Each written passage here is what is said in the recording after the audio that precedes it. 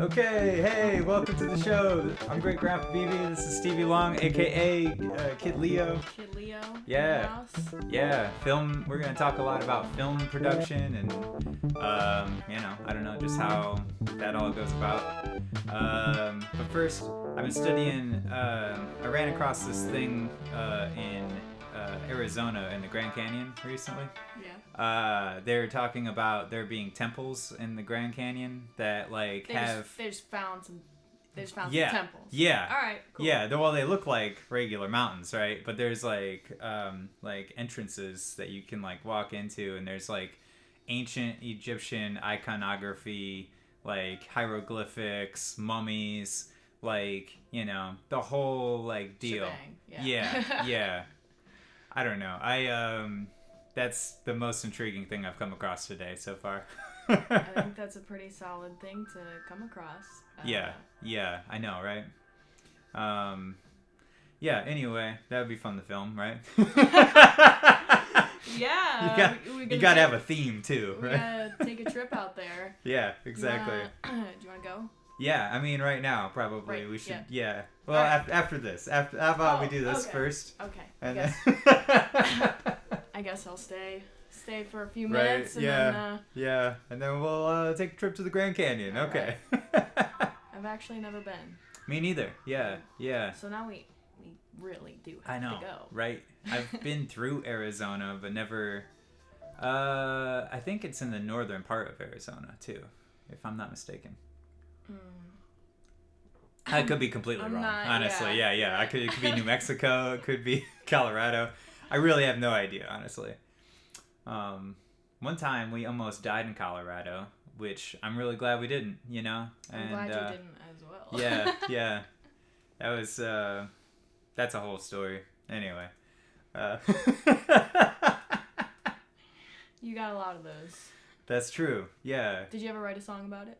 No, but we just, me and my buddy, Pirate, just had a podcast last week, and His name is Pirate? Eric Scott. Yeah, right that's his real name. We call him Pirate, and his bar is called Our Bar. Our Bar. Ah! Yeah.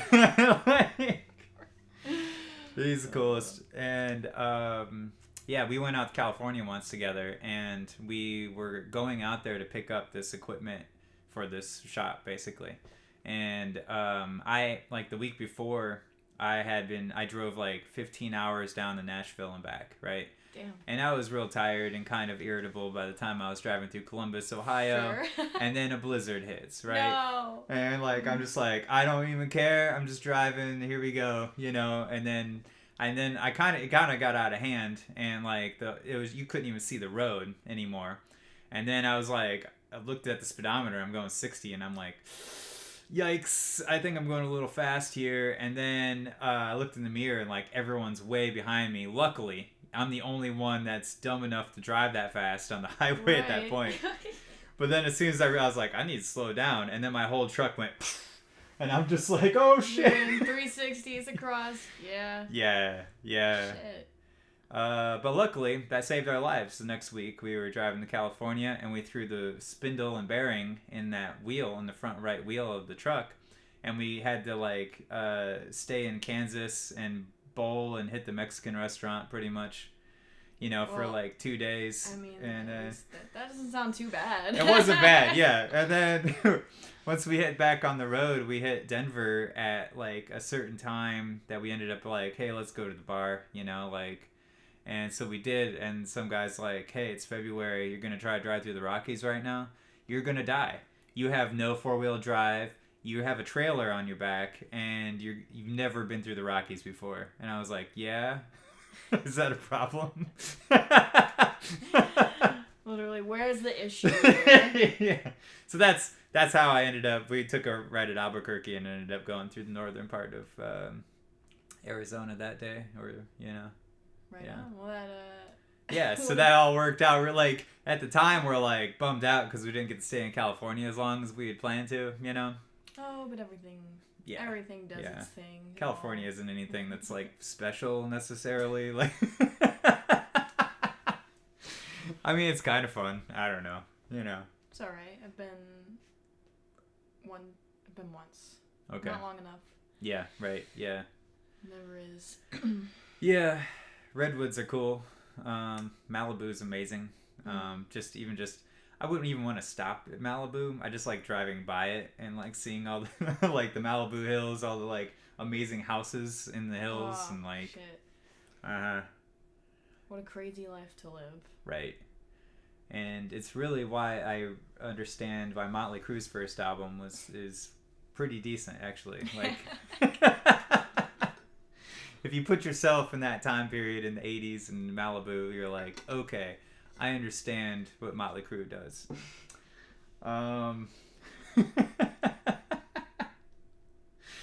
Yeah, sorry, I'm just using this as an excuse to talk a lot, I guess, sometimes. But I mean, Motley Crue is a good.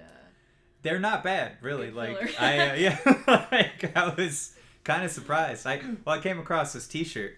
Actually, like I based this design here, the mousetrap design, off of a Motley Crue Japanese tour in '87. Oh. Yeah. You always have such random things going on. Right. Yeah. Like I don't know what my life is most of the time. Like. Oh, I don't think any of us do. Yeah, that's true. I think that's all the fun in it. Yeah, and it's like commonality between people too. Is that like we're all equally baffled by we all equally have no idea what the fuck is going on. Yes, exactly. Ever. Like personally, collectively, it's all a shit show, but it's our shit show. Right. So. Yeah, and it does seem to be happening. Right. So it's gonna happen whatever the fuck we do anyway. So. Yeah.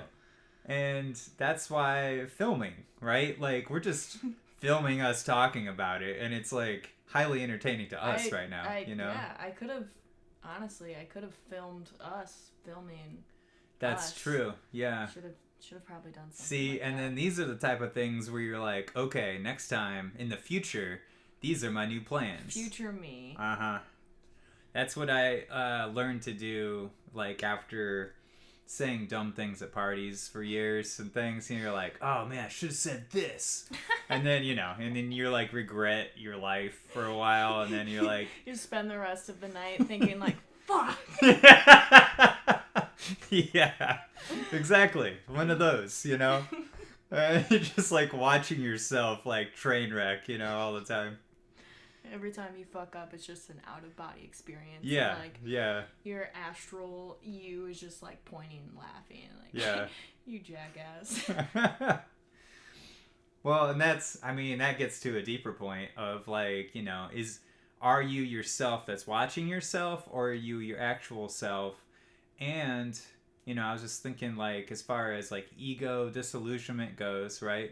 Like if we think that we are different and unique and special, that like fulfills our ego in a lot of ways, and then that ego is what makes mistakes all the time, because we think that we're different, and we think that we're like I don't know, something that's apart from other people or something, you know.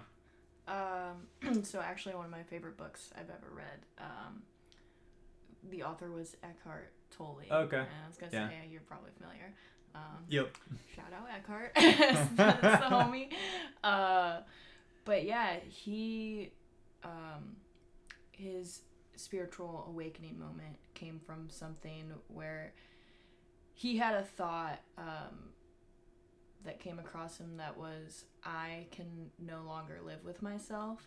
Okay. And then it like snapped for him when he like took a step back and he was like, well, if I can no longer live with myself, like, who is this self? Yeah, which one is the self? Like, right. Yeah, and that's very Jungian in a way. C.G. Jung, psychologist. Mm-hmm. He talked a lot about the self, and then your self watching, and then there's a further third self behind you that way, Right. So there's like subjective, objective, and then completely like detached, or I guess what you consider maybe the whole spirit. I was gonna say or... that's like the same, like outside of like good and bad is right. Yeah. all encompassing. Yeah, or outside the universe maybe, or you know what I mean, like. I like to think of all of us here as like one soul. Yeah. We're You all know. just hanging out. Yeah, and we're all divided by time into thinking that we're like living completely different lives, right? Like, but like really, we're just living one life after the other. But I think that uh, but it's all happening simultaneously, right? And so like that's the like if you like think about it too hard, it breaks down what time really is if it's all happening simultaneously. What is right? time? Exactly. Right. That's just one of the 4 dimensions or 5 or however many you count. Like. A very good friend and I were once having a conversation about all of it, and yeah, we kind of settled on this like, okay, so here's point A. Yeah. All encompassing. No separateness. Just okay. We have point A here. It's a ball. Okay. Point A is hanging out, and we're like, you know what? Like, we're kind of bored. Right. Yeah. So let's make like a point B. Mm-hmm. And point A just kind of, picture one of those. What are those? The like shocky things that you put your fingers on and like all the shocks come out. Right, yeah, so you get one of those things and you're like, well, let's static do this. electricity. Yes. Yeah. So yeah, let's I think it's all yeah, it's like all for shits and giggles. we're all this like ball, but then like when we touch it, it becomes like a point of light or something, right? Right. And they're all the quantum observation effect kind of thing happening. Shit, maybe that's all that's happening. Maybe some motherfuckers up there just touching the globe, and we're all just getting. I mean, it completely makes perfect sense. Or we're all living in a yellow submarine. Ringo wrote a song. Let's put it on the refrigerator. I mean, I wouldn't be surprised if I'm just here to party, man. If they like.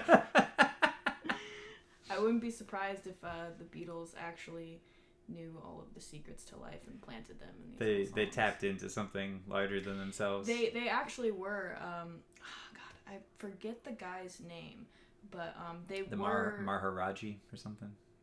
Is that who it was? Maybe because that's Ram Dass's guru. Okay, yeah. But that the would make Beatles sense were because disciples. that's the same time period, Oh my God, was it? Uh-huh. No way, that's blowing my mind right now because I That's read about them being disciples of somebody. Yeah. Years and years ago, and then I just listened to Ram Dass all within I'm not 100% on that either. That's just name that immediately came to my head, and I've never said that name out loud before. Okay. It could just be that, like no, I don't know. Yeah. That would absolutely. If you have a phone, sense. look it up. Yes. We're using ours to record this. Yeah, so. And the Beatles are really weird. I mean, there's the whole like Beatles Stone dichotomy happening, like with people for a long time. That was always like the kind of debate, right? Right. And I don't know, like I liked the Beatles a lot. There are people who vehemently don't like the Beatles, right? And people who like, love the Stones. Like I used to have the idea, I was like, well, why don't we have a church where we just sing Beatles songs all the time? Seems like that would be the best church, right? That church, yeah. Yeah, and then you start questioning what the definition of word church is. And then, I've always come upon the definition of like, well, it's music to me, like it's if there's people there gathered, for a thing, I want it to be music, and that's a good enough reason for people to get together, Right, of course. It's one of the only universal languages. Right. Yeah, for sure. That's yeah. I mean, what? I don't know. Yeah, but as far as like the Beatles go, right? Like, I find myself not wanting to listen to the Beatles anymore, right? Man. But I listen to the Stones way more than I used to. Okay? So, like, but I never used to listen to the Stones, and I listened to a lot of Beatles. They're both great. Right. Maybe I just listened to too many Beatles for a while. I've definitely spent more time with the Beatles. Yeah. But, they were, like, there for me when I discovered acid, so right, like, yeah, exactly. like, And they have words of wisdom towards that sure. towards that effect. You see like the #1 album with all their faces like all like destroyed with all the colors and everything and like swirls in their face. Oh, There was an album. It was a Beatles album I found once, like right after one of the first times I tripped, and it was like that, you know. And I'm like, oh, that's when I realized the Beatles had done this before, and like I was like, oh my god, okay. So it's actually, I think it's the White Album. I read this about. Okay. Don't take my word on it. Yeah, I mean the White Album was pretty. One of their albums, they like went into like a field or like somewhere in the middle of nowhere and tripped for like 150 days straight or something. Really? Yes. Wow. And wrote it. Yeah, like some crazy ass yeah, shit. I could see that happening. I don't know how, you know. Like, I feel like I could not be a human after that. Well, and you can't do 2 days in a row like that or 3 because your tolerance, at least in well, in all psychedelics, your tolerance. Like, if you trip one day, your tolerance goes through the roof for the next day. And so you have to take a lot more to get to that point. But then by that point, you can't take that much anymore to actually I mean, I can continue. see that making sense in terms of, like, consecutively over days. Yeah, yeah. But on, like, the other token, I've had my... I mean, the most I've ever taken, I think, is probably like 4 hits of acid, which isn't, granted, you know, compared to what some people have done, not anything. Yeah. But my point is, I've had my deepest trips off of half a hit of acid. Okay. You know, yeah. I think it's all where you're at. Relative, really. You know, and there's no measurement, really. I mean, like, there's no regulation. Sure. And that's, like, that's always felt dangerous to me about it, you know? And today's bicycle day. Oh. Right on, yeah. I forgot. I left mine bicycle back somewhere. Shit. Yeah. But yeah, acid. I know, right? Yeah. I've always gone real low with the, it is dosage definitely, wise. It is a very... I guess you could say uncontrollable substance. I personally have never... Well, it could be controlled. Yeah, Any kind of substance can be controlled. Sure. Right, yeah. I've been in, like, pretty bad situations while, right. you know, tripping, and I've always been relatively good at... navigating. Keeping it together. I'm like, everything's fine, like... Even amongst, you know, other people who are like... completely displaced and dysfunctional. I need to go to the hospital. I'm like, you don't. You don't you really. really don't. I was like, that is the worst. It's going to make things a lot worse for you in the long run. Just, you know, settle down a little bit. Yeah. It's like, have you ever been here before? Okay, well, we'll make it out together, you know? Right. And that's why generally you want to be with somebody, you know, and preferably someone who knows the ropes a little bit, you know. Yes, that's what. So, yeah, I was tripping with somebody one time, and I was under the impression that they had experienced things like that before. Okay. While tripping. Yeah. Because we had tripped together previously, and I was like super deep, and like I felt them there with me, so like I just kind of figured, okay, you know, that's that. Cool. Yeah. Cool. We got that. I was like, cool. We established that within our relationship. Cool. Right. Right. And then, you know, however many months later, we tripped together. Which, granted, it was not a good place to do it. We were house sitting. In the house, like, the people that lived there and their life situation at the time, like, was not good. So there's just a lot of, like, unpacked negative energy within the house. So, like, I don't know why we thought this was a good idea. But we did it anyway. Man, yeah. And, putting yourself in a situation you don't even know about, really. Right. And then it went bad. And then this person that I was with was having a bad experience. Yeah. And then they were like, hey, just so you know, that one time you were like super deep, like I was not there. Yeah. Okay. And they're like, I've never experienced any of this, and I'm like, this is not how we would have done it. Like, I would not have done this, but... Are you talking about, like, if, like, when, you think that you and the other person are experiencing the exact same thing at the other time, but they're not necessarily? Because I've had that before, where, like, I was with this girl, and we were, like, in this field, and I was, like, writing, like... And I was saying all the words out loud as I was writing. And a lot of it was pretty nonsensical, right? Sure. And I thought, like, she was saying it with me at the same time. But, like, she wasn't, you know? And, like... like... And I was like, oh, whoa, okay, cool. We were different people. You know? We're having different experiences right now. Yeah. Like... yeah, kind of. You know, I think you can... I guess what I learned from that is that somebody's soul can be with you in the same place, and maybe they mentally are not. Right, yeah. I think experiences like that are few and far in between because I've been around people where I can feel that they are...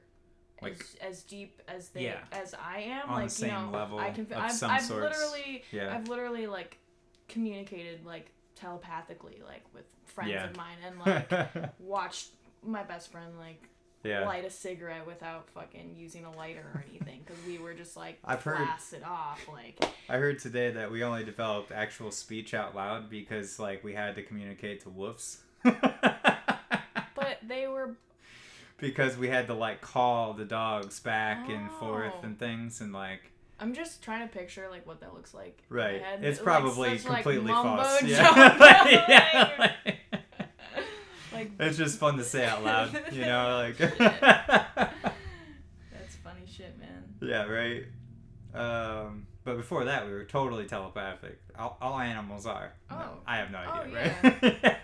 I mean, that's gotta be why our animals look at us like that. Yeah, you know? like, why aren't you reading my thoughts right now? I was pretty convinced when I was a child that my animals could talk and, like, refused. I would be, like, alone with them in the house. I'd be like, listen, I know your secret. I am the king of this place. They never talked to me, though. What's your feelings on animism? Animism? Is that like talking animals? Kind of. It's basically that it's the earliest, so they think it's like the earliest religion that's ever existed, where like they used to think that everything, like all the rocks and the trees and the water and the people and the animals were all part of the spirit, right? Sure. Right. You know, that seems like the easiest, you know, like spot to get to. Where else do they come from? Yeah, for sure. But I do talk to people now still that like will say, well, we're very like humans are on a different, you know, level than everything else. Like, why would you think that everything else would be in a religion and not just humans, you know? And that to me seems very short-sighted, you know? Yeah. Like, I like the idea of like all matter is energy, kind of Einsteinian, kind of like, I mean, where does it go? Right. Where does it go? Exactly. Buddy, tell me. If you can tell me where it goes, then maybe I'll listen. Right. Yeah, exactly. No, yeah, of course. I love Einstein. Right. Modern physics is pretty rad, you know, like... Like, yeah, I mean, how else could any of it make any sense, you know? Everything has to go somewhere. Yeah, can't for sure. Just evaporate. Like, yeah, like human, like somehow this whole universe existed, and then humans were like plucked and placed here from somewhere, you know, like. Again, it's just the asshole. It's like why, how, yeah, like why would we even work on cycles? Why would we have to sleep in the same like kind of dark cycles that the Earth has? You know, like. So I actually,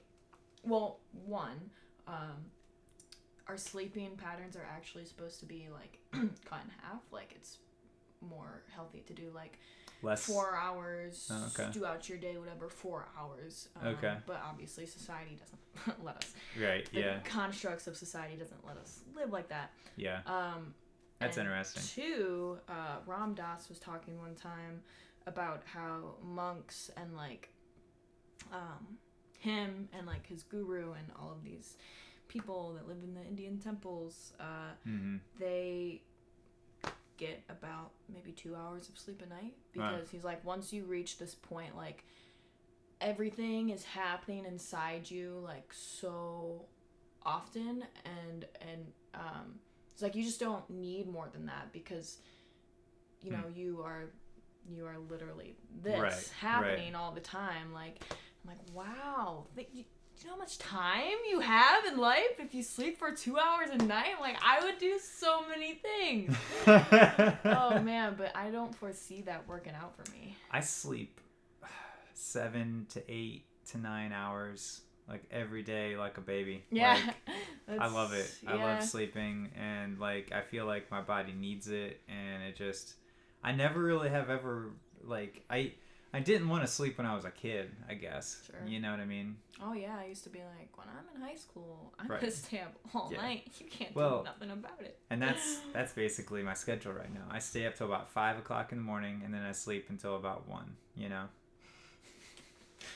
like, and that just seemed to be like, since lockdown, that I just kind of naturally drifted into that. You know.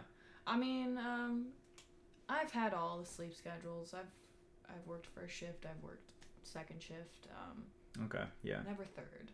But usually when I would work second, I would be up for third shift hours. Like, you know, I would fall asleep till about that time, 5 o'clock or so. Yeah. And I think, you know, all of the sleeping schedules have their benefits. You know, the nighttime. Yeah. That's the creative time. I love it. You know, exactly. I definitely hole up. I have lots of cool lights in my room, and I get on my monitor and just like away. And then, you know, I don't want to do that kind of work when the sun is out. Like, no, I know exactly. I want to be outside. Yeah, I don't want to hole up in my room and edit my videos. Yeah, and then everyone's like, "Hey, where's my videos at?" I'm like, I've been awake in the daytime too much right now. Yeah, exactly. Like, it gives it, and plus, like, no one's calling me during those hours. Right. Like, I'm just completely free from everything, and like, I've been writing a lot. I've just been playing a lot of music. You know, like, it's a great time. All night. You know. Yeah. Or doing whatever work that I need to be inside doing, you know. Right. I need to start editing these podcasts. That would probably be helpful to the brand. Yeah, this is I think about the 9th.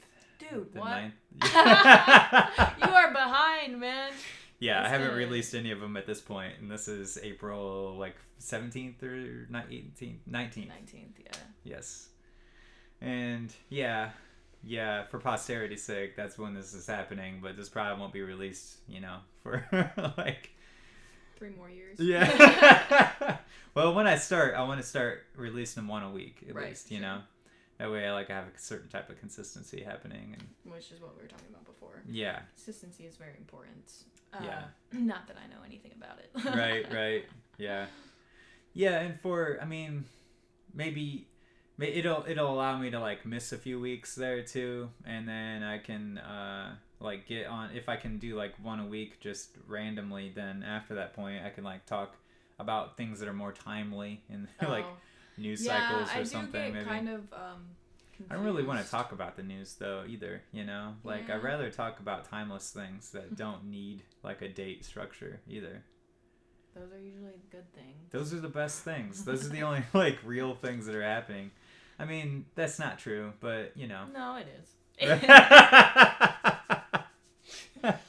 All the stuff that they say is real isn't real. I just realized Mark Twain's eyes look like that. I know. He's got the googly eyes. Somebody went on a googly eye rampage in the venue one day. It was the grand opening of the Water Bottom stage, and I don't think I like that. So it's not even as disturbing as the it's more disturbing than the skeleton. There it is. Mark Twain is with us right now. Oh. He's that was right after he left Tesla's laboratory. Oh yeah. I can't believe I've seen the future. Oh man. Yeah. So all right. So film, right? Like I have a favorite film like technique that came from a certain film. Yeah. Yeah. That sounds interesting. What can I ask you if you have any favorite moments in film that moments like from films, like movies that I've watched? Yeah. Do you want me? I'll go first. How about? Okay, sure. So one of the things that locked me into like wanting to like attempt to write a film was the movie Lock, Stock, and Two Smoking Barrels by Guy Ritchie. I've not seen it. Oh, yeah, that's a good one. I haven't seen so many of the movies that I should have seen. Yeah, for sure. I should be seeing. There is a scene in that movie where they're in a boxing ring and they're playing poker for money, and right, already amazing, yeah, I know. Right? Yeah, like, I'm like, okay, this sounds like a movie I want to watch. Yes, and this was like before Guy Ritchie got big, and he did like he directed the Sherlock Holmes with Robert Downey Jr. and he directed Snatch and a bunch of them, but this was like his first real big one, and like he boxing ring, cards, at least as far as I can remember, and then like the guy like bets everything on a hand, throws down the cards, and it's just like slow motion. You see boom, boom, the cards laying out on the table, the music's just hitting. And then all of a sudden Iggy Pop and the Stooges come in with and then like so he wins. He loses. Oh, he loses. And this is why it's so cool, is that when he stands up from his chair, like they have this shot on his face where they have like the camera is like attached to his body, Mm-hmm. So like all of his movements are like tracking, Yeah. And he's just like, moves down and he moves up. He's just like completely just like fucked, He's just like, fuck, I just lost everything, like. Oh. And it's just like Iggy Pop's back there, so messed up. I want you here, And he's just like, fuck, And it's just like the way that the background pans and like everything is just, oh man, it's probably my favorite, scene in movies. It sounds like a solid scene. Sounds like something I definitely have to check out. Yeah. For sure. I saw that in high school, and then me and my buddy tried to write a movie immediately after that. How did that go? Not bad, we had a good time with it. I don't know. It never came to fruition. That guy ended up going to film school and filmed a lot of different things since then, actually. Oh, that's very cool. Yeah, for sure. I've never really thought about taking it to the books. Yeah.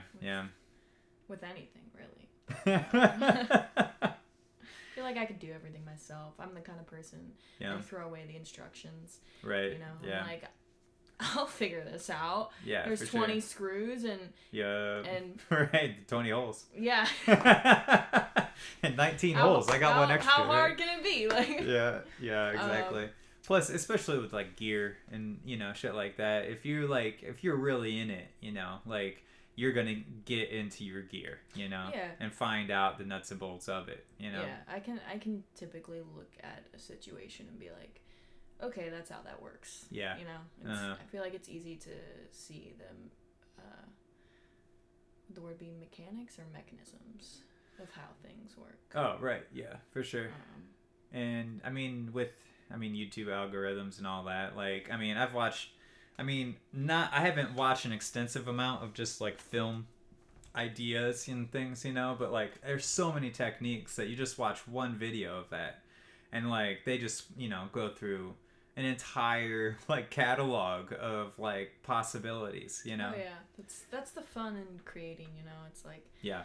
Here's one seed and here's everything you can do with it. Yeah, exactly. So and that's why nothing is the same as anything else, really, And even people's perceptions of everything you put out into the world, you know? Yeah, You're that's like, true too. You have no idea. Here's my one seed. It could have gone a million directions. This is the direction I took it. And everybody's like, oh, well, here's all the things that, like, I think of it. And this is what I see and what it makes me feel. Yeah, just, like, exactly. So fucking cool. Yeah, it's like harkens back to Bob Dylan's 64 interview where they're like, oh, Mr. Dylan, what do you mean by this lyric in your song? He's like, I don't know, man. What does it mean to you? I love Bob Dylan. He's like 24 years old, you know? Like, being interviewed by, like, every major network. It's like, you're the voice of your generation. And he's like, oh, am I? Yeah, it's like, yeah, exactly. He's just like, no, I'm not, man. You're just trying to feed me a bunch of shit, and, like, I'm not going to take it. Like, that's not who I am, you know? Like, I'm not anything that you're saying that I am right now. And to have that kind of self-awareness, you know, like, at that age, too, like, it's wild, you know? Bob Dylan. Right. But, so, yeah. movie scene. Oh, yeah. So, I don't really have any movie scenes that I've seen and I'm like, have inspired me of like, what I want to do with the camera. I'm more inspired and do more of my work in post. Okay. Yeah. But I do, if I had to name off some of my like favorite movie scenes that I'm like, wow, that was impressive. Definitely in The Matrix where he's like flying with the trench coat and like the bullets are going back and forth and it's like super slow motion.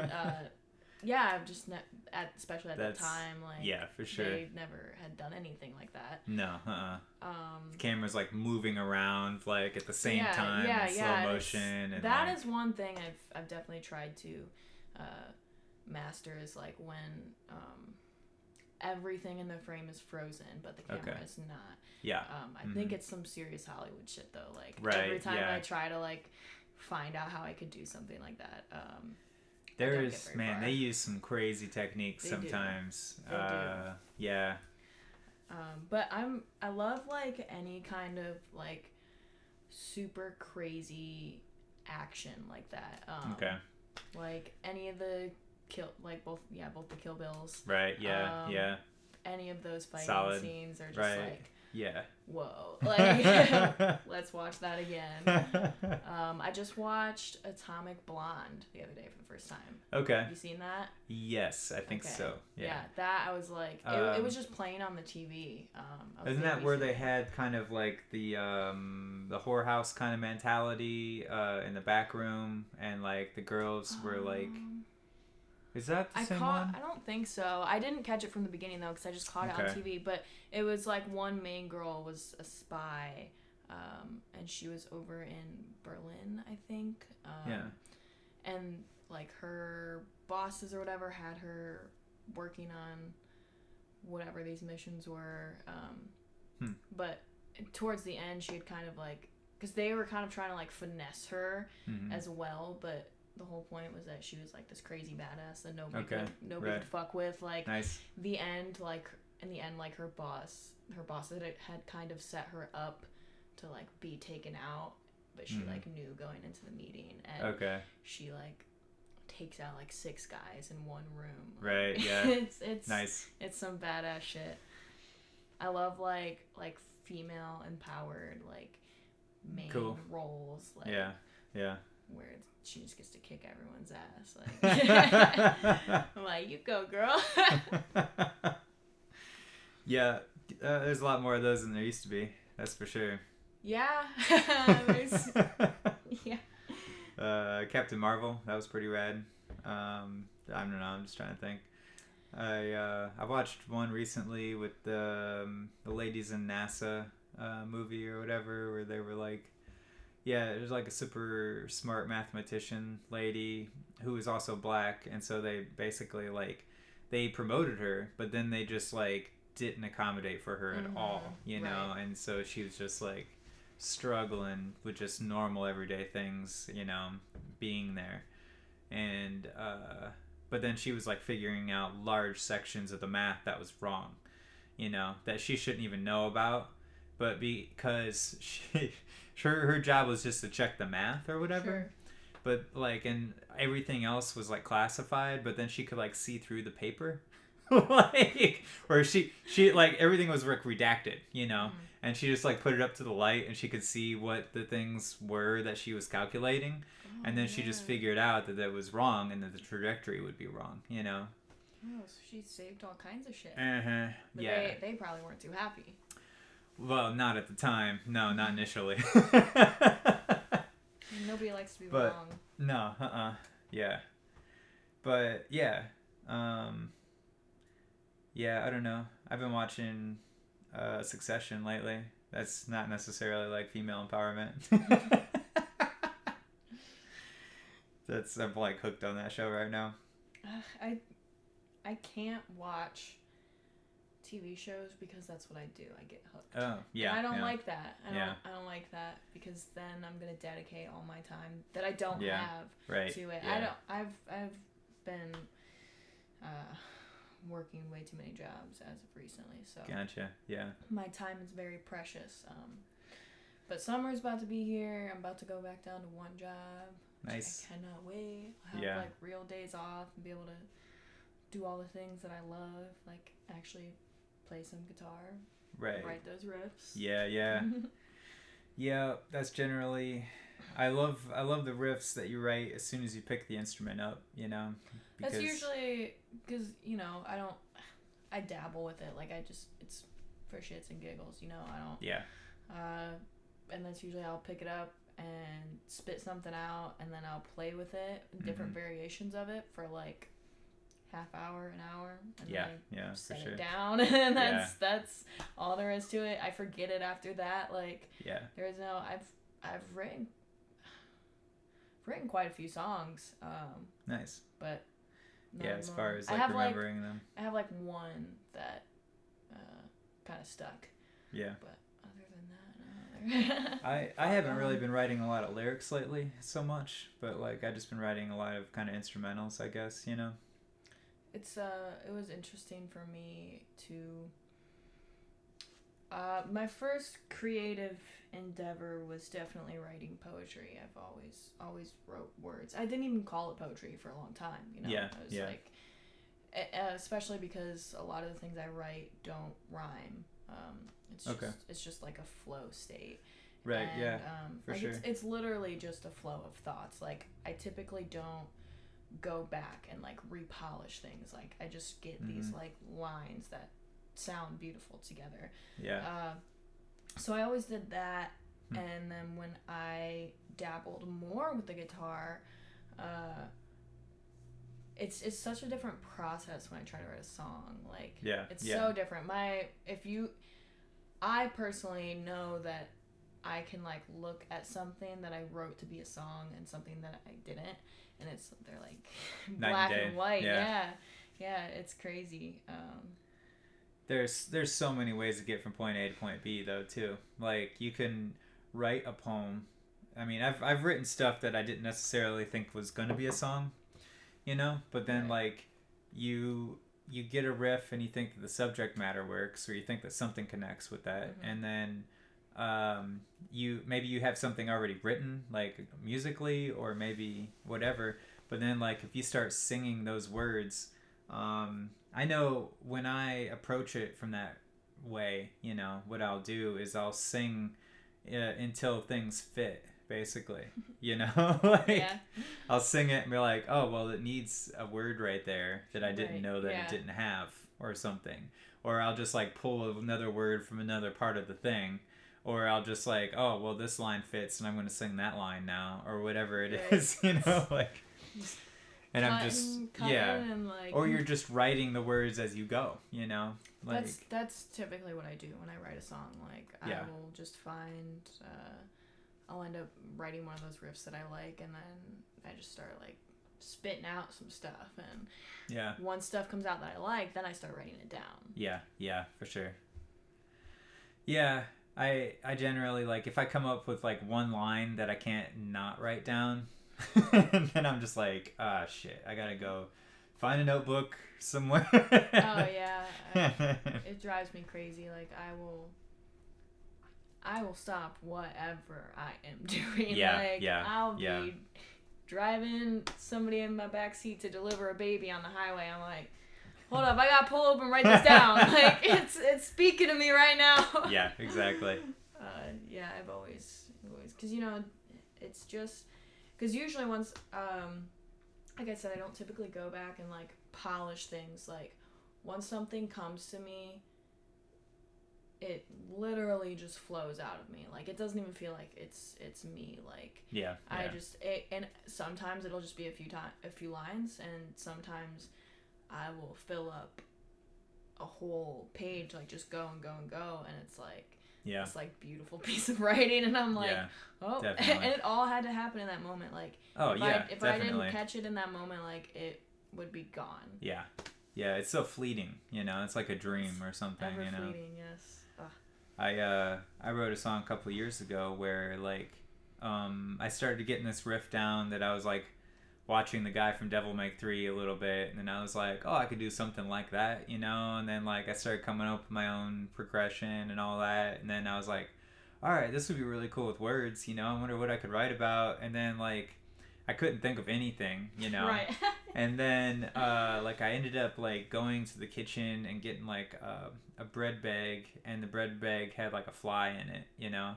And I'm just like, oh, fuck, like, there's flies in here, like, I'm not gonna eat this now, you know. And then I was like, oh, wait, this would be really cool.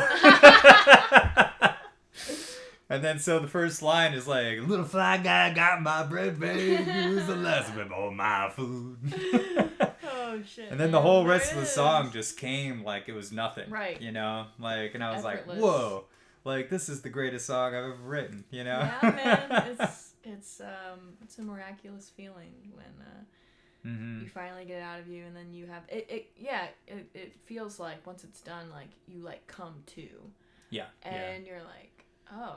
And then you look at the whole body of work and you're like, cool, man. Yeah. I did that. And generally, it's like an opposition to some kind of a challenge or a tragedy, you know? Like, I feel a lot of times. Yeah, I definitely... Yes, I've written some wonderful things in pain. Like, having a fly in a bread bag isn't a tragedy necessarily, but, like... I think it is. I will concur. I think I definitely mostly write about love. Yeah. You know, the all-encompassing term, you know. Okay, right. Yeah, for sure. I had that actually brought up to me the other day. Somebody was like, oh, I realize most of your writing, like, you talk about love a lot. And I'm like, yeah. Sure, yeah, I guess you're right. Well, and I it's kind of the only, like love lessons in life are the lessons, right? Sure. Like, it's the only thing that's actually happening, I think, you know? Yeah. Like, the rest of it's pretty easy. Like, to me, every single job in the whole place is just like, all right, I got this, and I'm going to bring it over here. Right. And that's, like, every job. And do this with it. Yeah. Like, yeah, And exactly. that's why it's so easy. I don't understand. I know, right? Like... Every single time I start a new job, I'm about to start a new job soon, and you know, they're like, hey, do you have any, like, experience in this? And I'm like, nope, but, like, give me one day. Yeah, like, I was like, you just gotta tell me how it works, and... Yeah, right. Or, you know what, you don't even have to tell me, really. Like, yeah, like, I'll do the thing, whatever it is, it's fine. Yeah, most jobs I find, Yeah. Like, it's like this, like, doing a podcast or something, it's just like, I just went and got you, and then brought you here. And then boom. Like, why? You don't have to pay somebody for that. Right? Yeah, like... Oh, man. Yeah. And even a lot of the poetry that so about 3 years ago, I started getting into this method of writing poetry where, it's where I took, like, certain kind of conflicting books where the books had very specific types of writing in them, you know?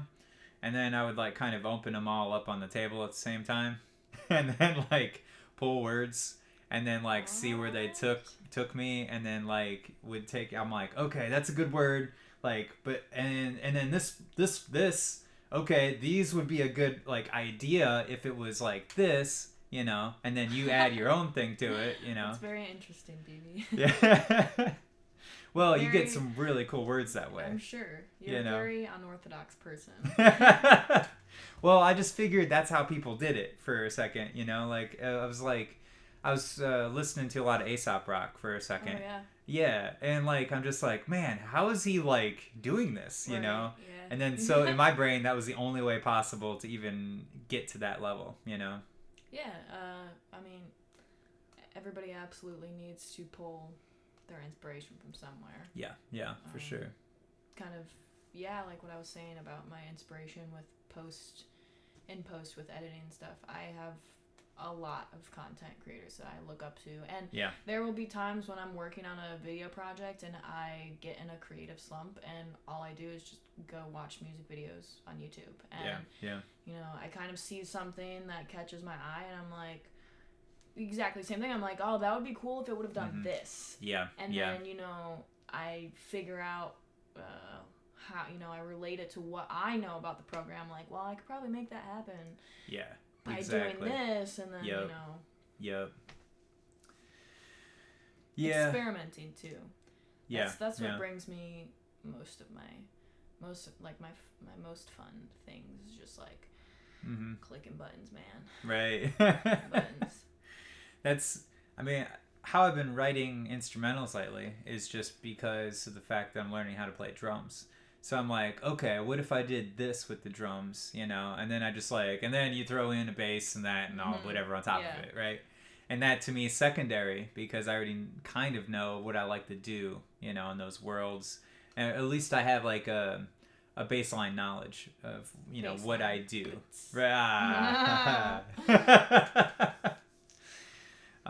Or you're doing something different with all of that stuff too, you know, like I recently hooked a little synthesizer up to my bass so that I have like a real like crazy, you know, kind of like electronic sound coming out of it. What? I gotta see that, man. Yeah, do you know band Tobacco by chance? That's kind of the way he functions. Oh, didn't he? Was it? Malibu. Yeah, he collaborated with Aesop Rock on that album. But he has a ton of like solo stuff, and he's from Black Moth Super Rainbow. Oh, okay, right on. Yeah, okay, cool.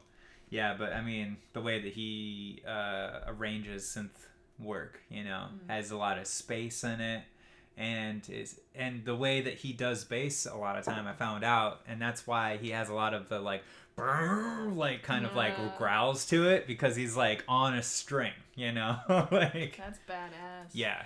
Have you ever seen the Nothing Remains the Same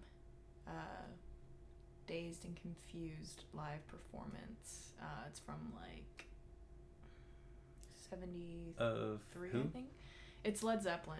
Oh, okay. Yeah, the song is Dazed and Confused, but the show, not to be confused with the album, I think, or the song remains the same. Oh, the song. But the performance is called The Song Remains the Same. Okay.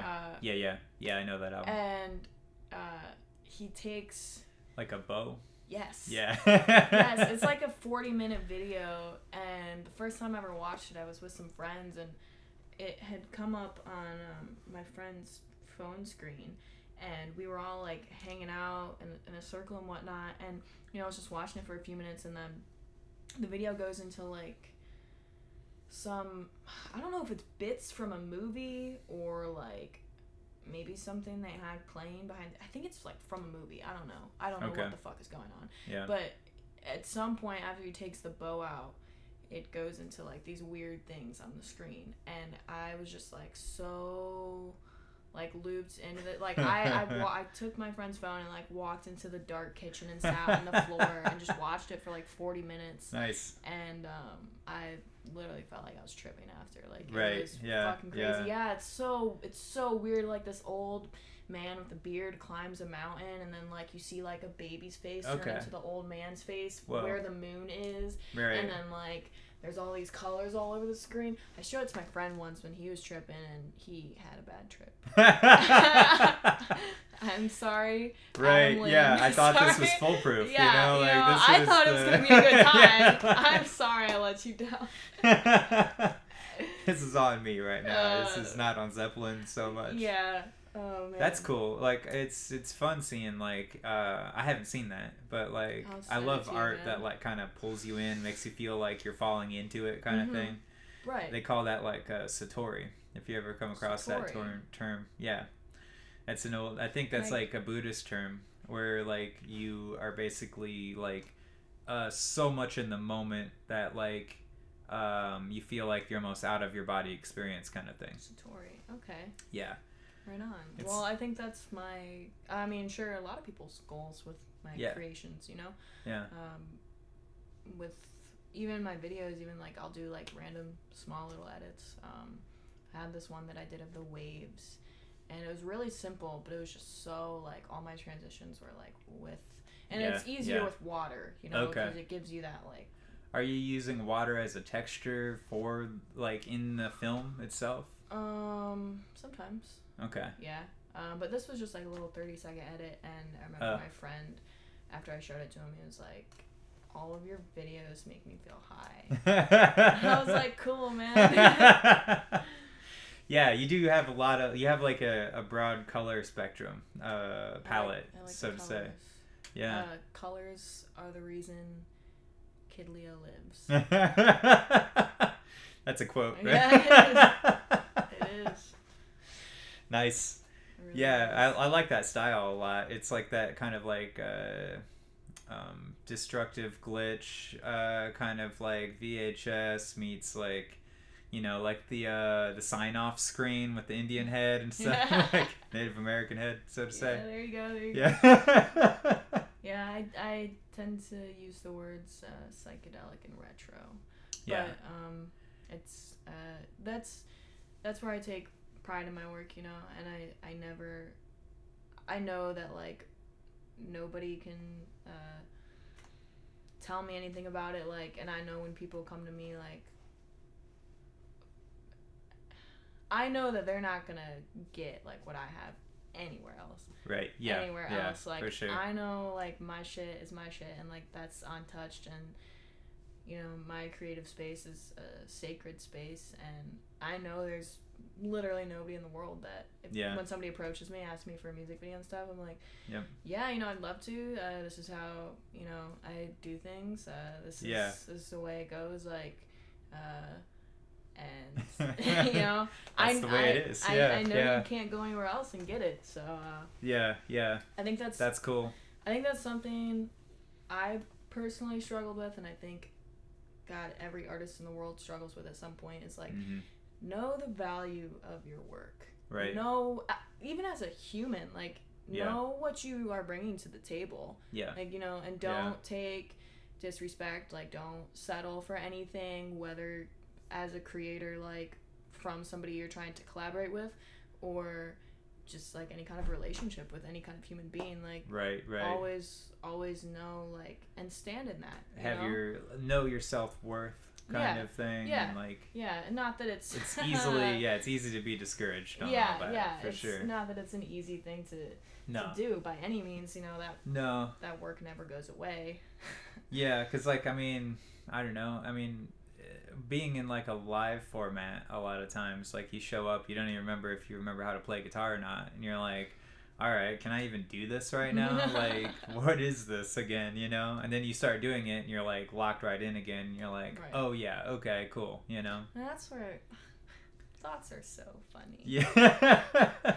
Funny little guys, like, why are you coming in my brain doing that? If you just let me do the damn thing, like, it'll all be smooth, cool, like. And it's like, once you learn that, it doesn't even help. Because it's still, like, you gotta deal with that every day. Oh, yeah. You know, I mean, over time, you get better at dealing with it because it's just a thing that happens, you know? Yeah, that's, like, you don't need your mind, though. Your mind is more destructive than it is helpful in most case scenarios. That's another thing I've heard Eckhart talk about. Yeah. It's absolutely a tool.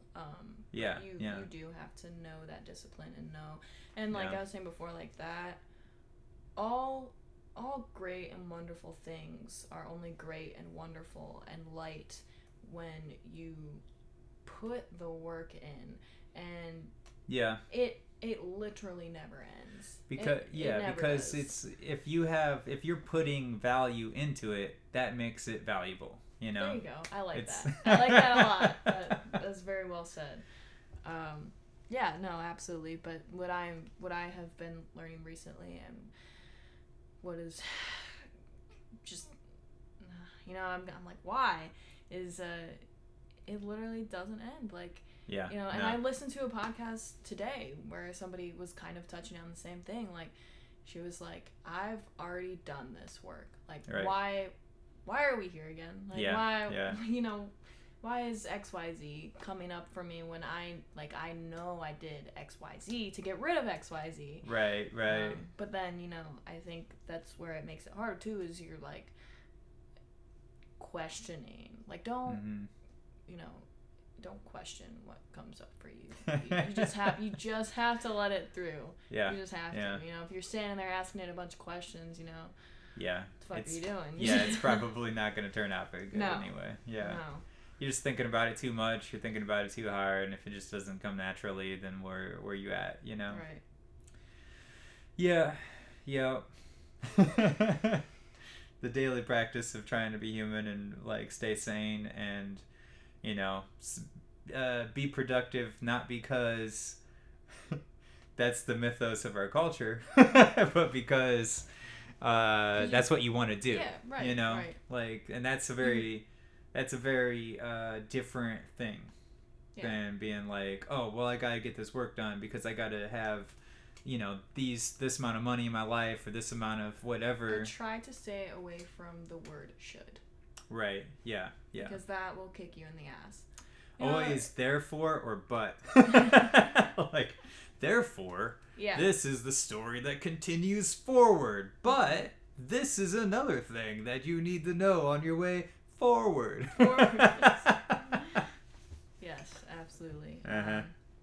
I think, take it all one day at a time, and however you feel when you wake up is cool, man. Right, yeah. It's cool. Yeah. And you can use it. Even the when you're depressed, you can use that for something, you know. Or maybe there's a reason, and like maybe you should write it down, maybe you should make something out of it, or use that like, cuz depression is different than anger in a weird way, in that way, because like anger, you can use that energy right now, and it's like, it's like, boom, I can like almost channel like lightning, down to a page. You can just like express, when you're angry, and that is so productive.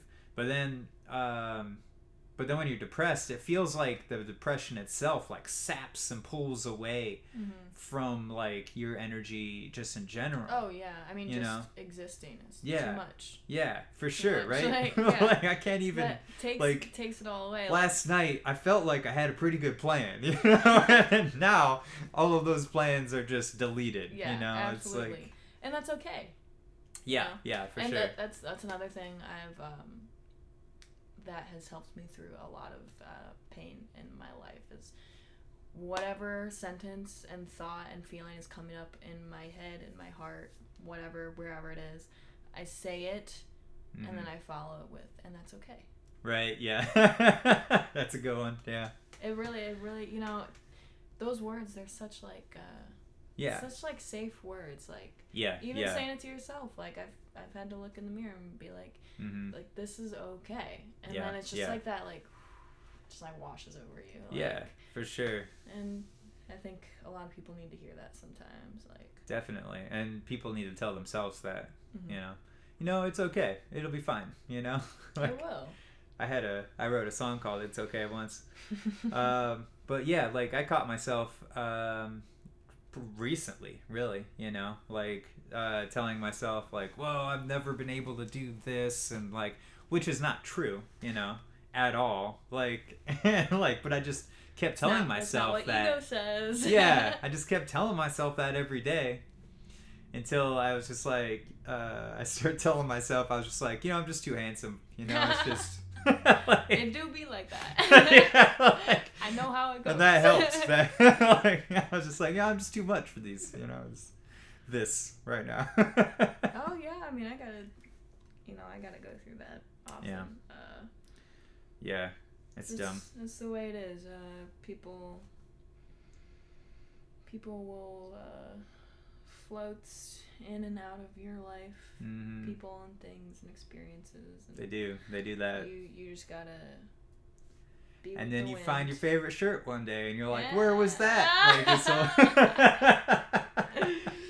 That's a good day right there. Yeah, right? Like, I lost this shirt. I thought. Man, I'm trying to think the last time something like that happened to me. I like this table of chaos right now. Does he have a name? George.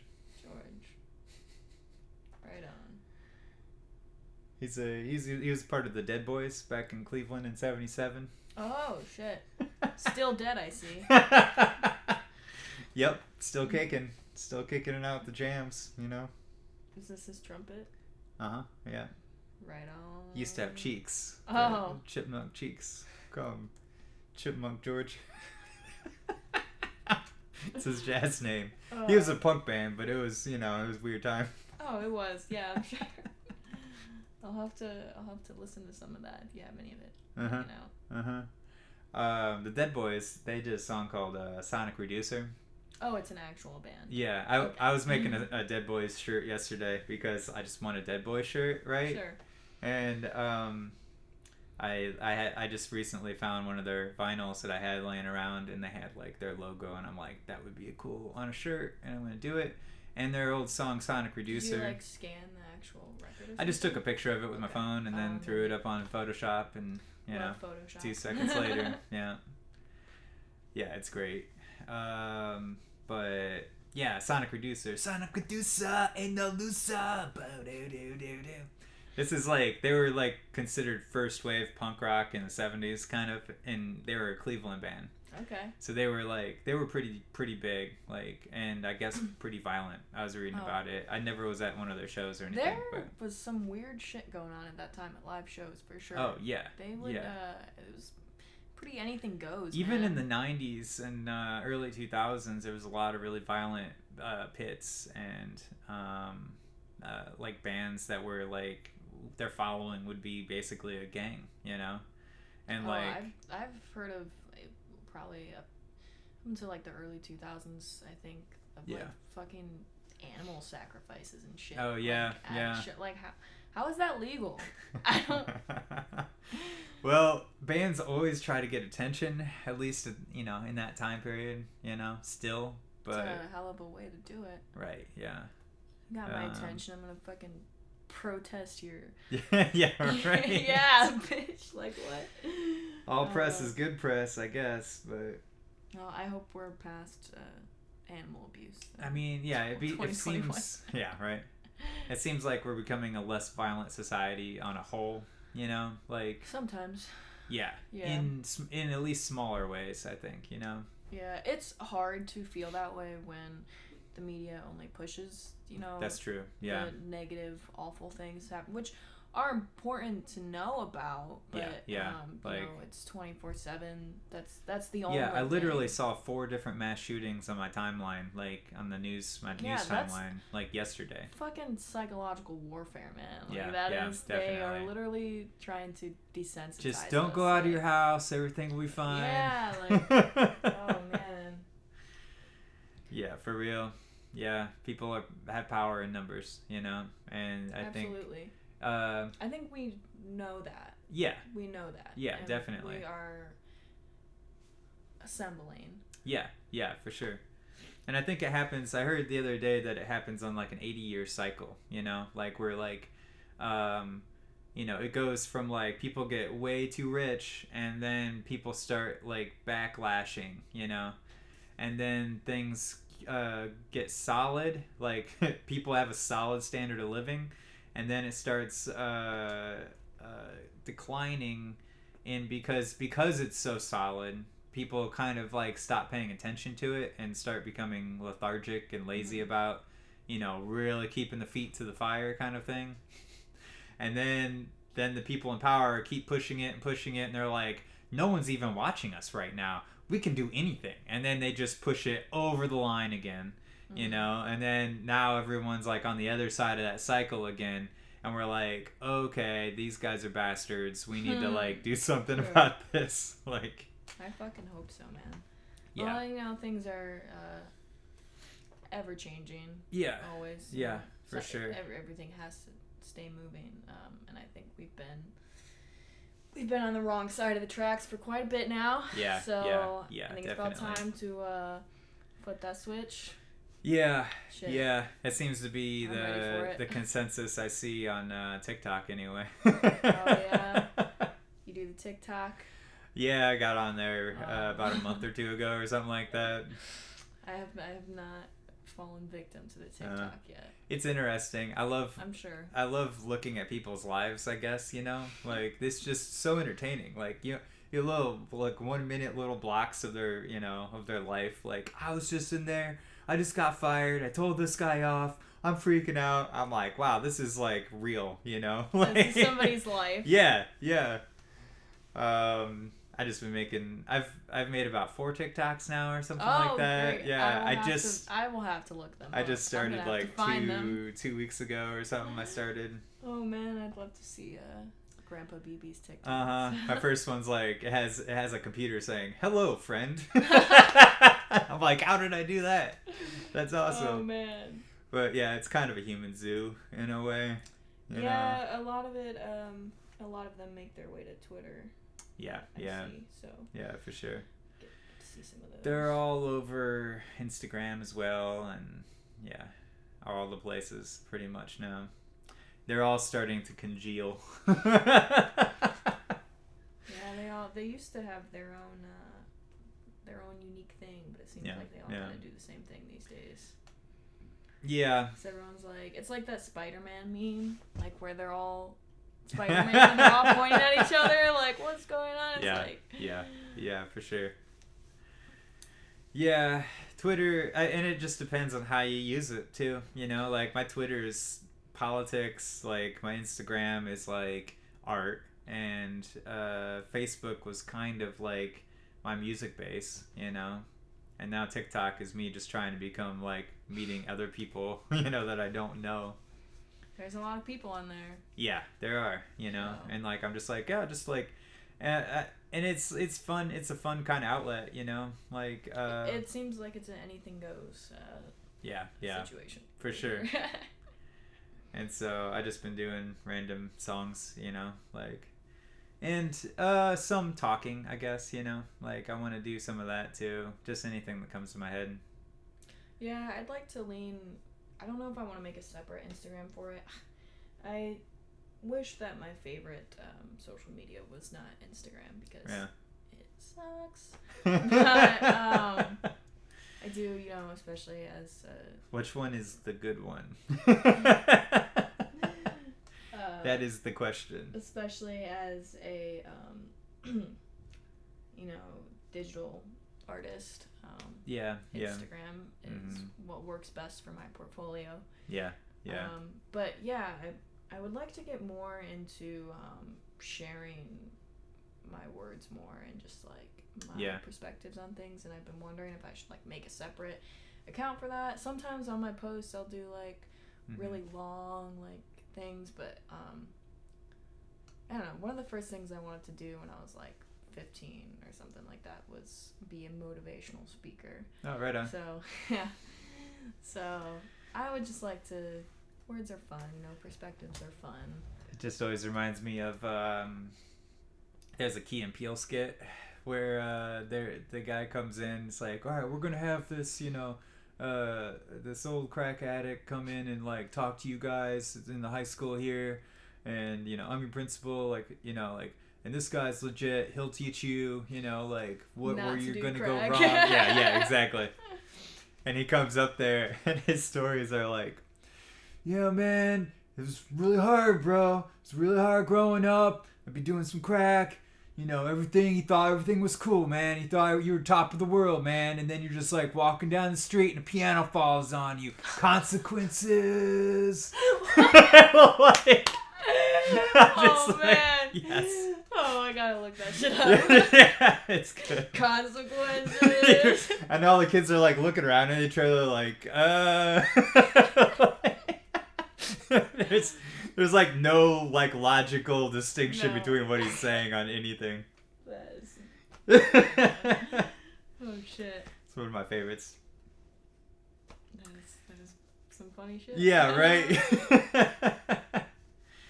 Yeah, they're the jam. I was watching Jordan Peele, his new Lovecraft Country on HBO, and it's like I want it to be good, you know, and it is good. Somebody brought that up to me the other day. Yeah, I've only watched about an episode and a half, but I really can't get into it. God, I can't remember. Somebody said that was like their binge thing. Oh yeah, okay. So... Maybe I should keep going because it's good, and it's like it keeps your attention, but then I just don't want to go back to it for some reason, you know, like. But I really wish, because I know Jordan Peele can be hilarious, but he's not hilarious in this. He's not doing anything hilarious in this. He's not doing it for you. Yeah, I'm just like, come on, man. Like, I know you're like in this like horror kind of director vibe that you're doing right now, and like, have you seen his other horror movies at all? I have not. They're good. I don't like scary movies. Okay, yeah. I don't generally watch scary movies either. But I like refuse. Okay, yeah. So, gotcha. Yeah, that's a line for me. Man, yeah. I do not like to be scared. I don't like go in haunted houses or anything like that. Yeah. Not my vibe. Yeah, I dig that. I generally try to steer away from it myself. But every once in a while. Like, you like to get spooked? Yeah, something like that. There was one night. I ever tell you the story about the night I watched Blair Witch Project on VHS? Like I found it for like 30 cents in a Goodwill maybe 6 years ago or something. I mean, you just went.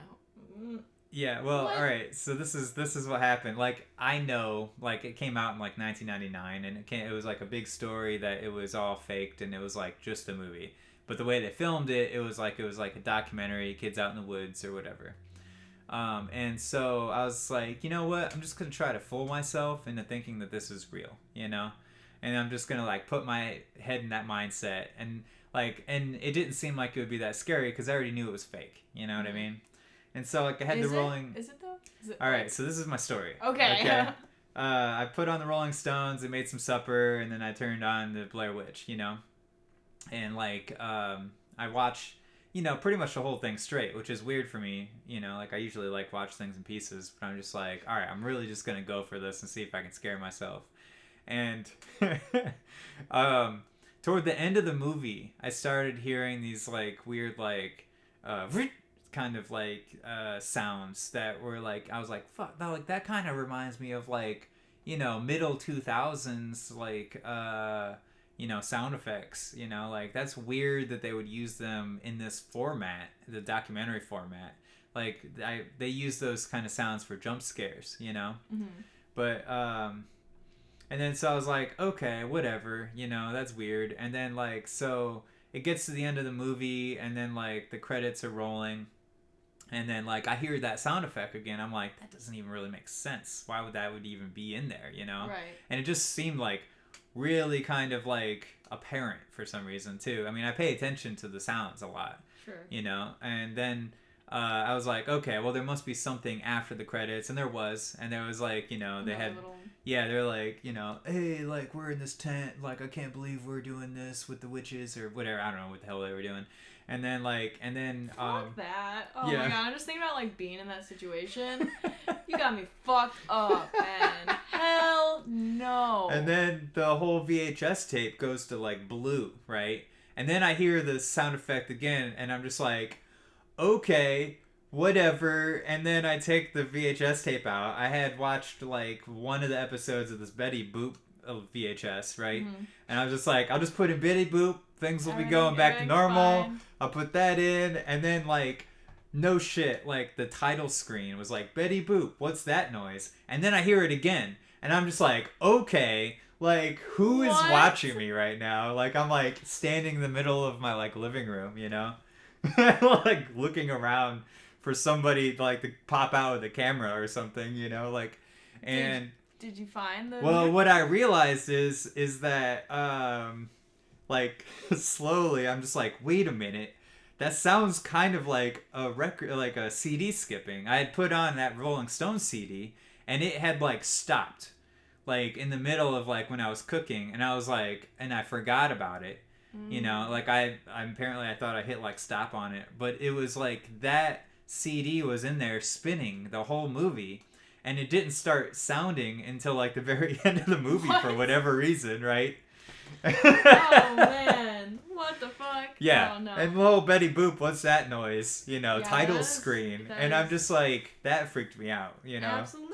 It's like, Betty Boop, how? yeah, like How, Betty? where are your magical powers of like, you know? Hey, I think Betty Boop probably has some magical powers. She does, yeah. Her and Cab Calloway back in the Prohibition era were tearing it up. Tearing it up. Oh shit. Yeah, that was one of the weirder nights, you know, that I've ever had, maybe. But man, my adrenaline was going. I bet. Yeah. See, I don't like that feeling. Yeah. So did yeah. is it actually fake? Right. Yeah. So Like- the Blair Witch was fake, right? Okay. And they made sequels to it and all that too. But the way that all that happened, you know, in my real life, Right, like sure. was the scariest part, because I was like purposely trying to put my mind in that mindset too, you know. But I also had like the state of mind where I'm like trying to figure out sound effects, you know. I'm like, oh, I know that sound effect. It's ahead of its time. Yeah, like that was like, this must have been the first like movie to use like, you know, shock sound effects like that, you know, or jump scares or whatever. I was like, man, you know, it was... Man. Yeah, that was weird.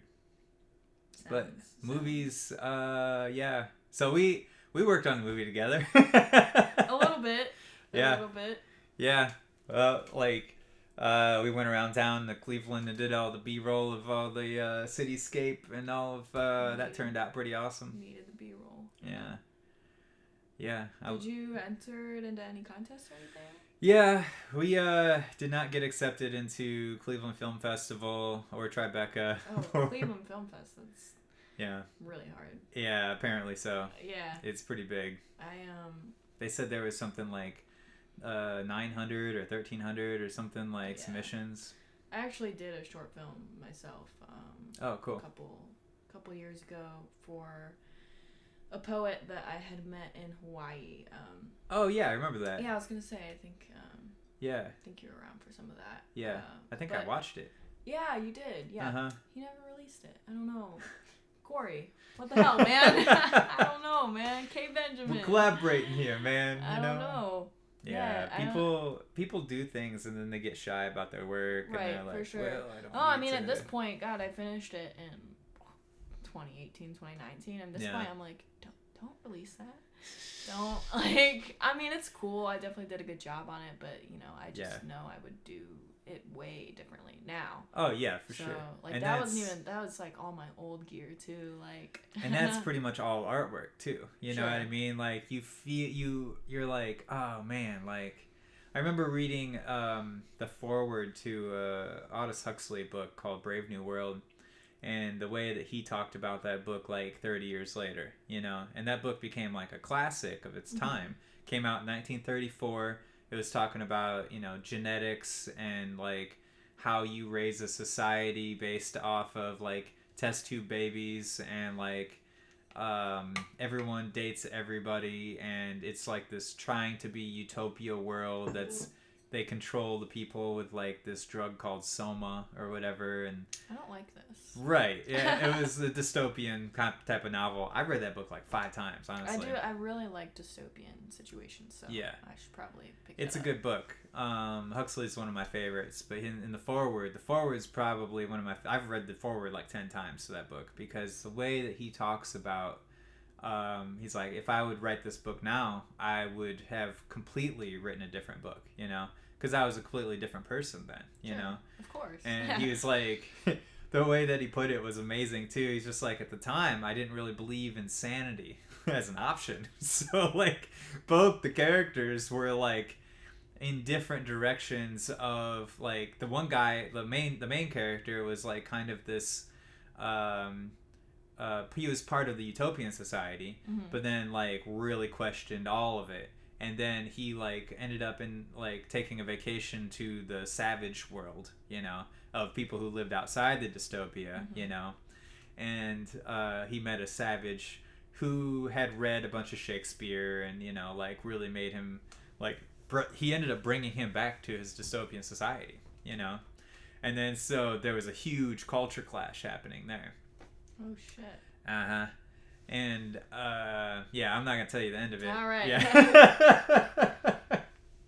But yeah, it is, and that's how being an artist is always like you are never done until you're dead, really. You know, like Heard that. Heard that, man. For real. Shit, even after. Yeah, right. Like you're still conjuring minds. Yeah, from that's the grave. True. Yeah, yeah. Hopefully. Yeah, right. If you did your job right, I guess. Maybe your job was only to like affect one person like 20 years from now or something like that, you know? Like you don't even know that person yet, you know? You might never know them. Yeah, exactly. And you know, like we're making these like little time pod capsules of these videos. Yeah. Like oh, this is the way people used to talk back in 2021, right after the whole thing went down. That's when everything changed, you know?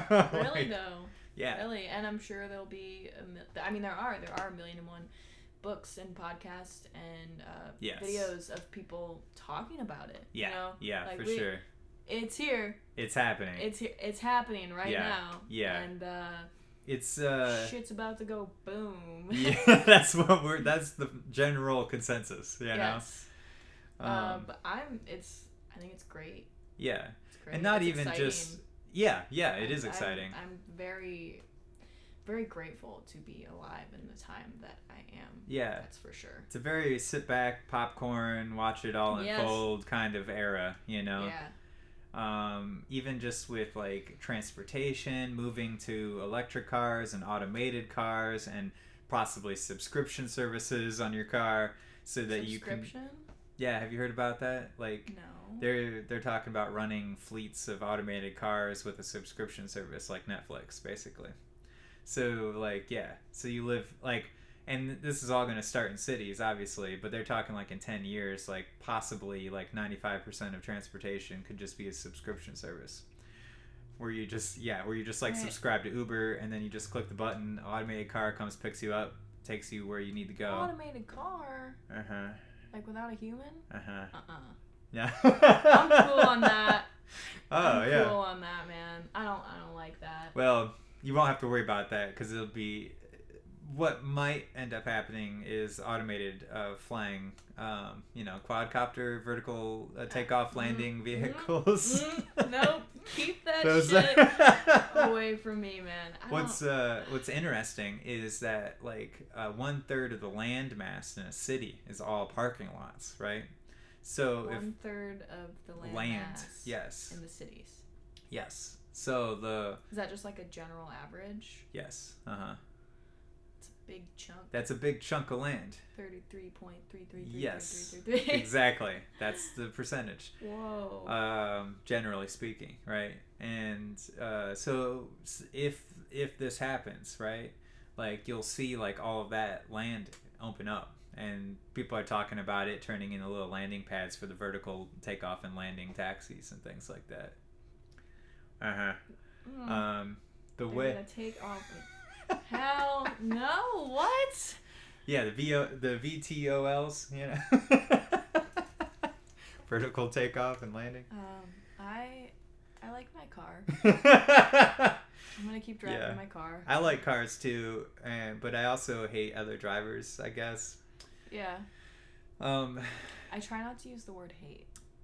No, I listened to a podcast the other day, and they were what I'm saying to you, you know, he was like, I was having this conversation with somebody, and you know, she pointed out how much I say the word hate, and he's like, no, I don't. And she's like, you really do. And then, you know, he started paying attention to it more, and same thing happened to me. I'm like, I pay attention to it now throughout my day, and it just has the only pushback I have against that is the and it's probably not pushback at all, but like, I completely agree, but I think that there is something to be said in knowing to an extreme where your wall is, I guess, you know, like, what is it that you don't want to go past, you know, like what are your own boundaries or something, you know. So important things to know. Yeah. A man needs to know his limitations, right? Yeah, I mean, like, and hate it's a strong word for a reason too, you know. There's an old Offspring song called "It's Cool to Hate" that I always thought was pretty funny.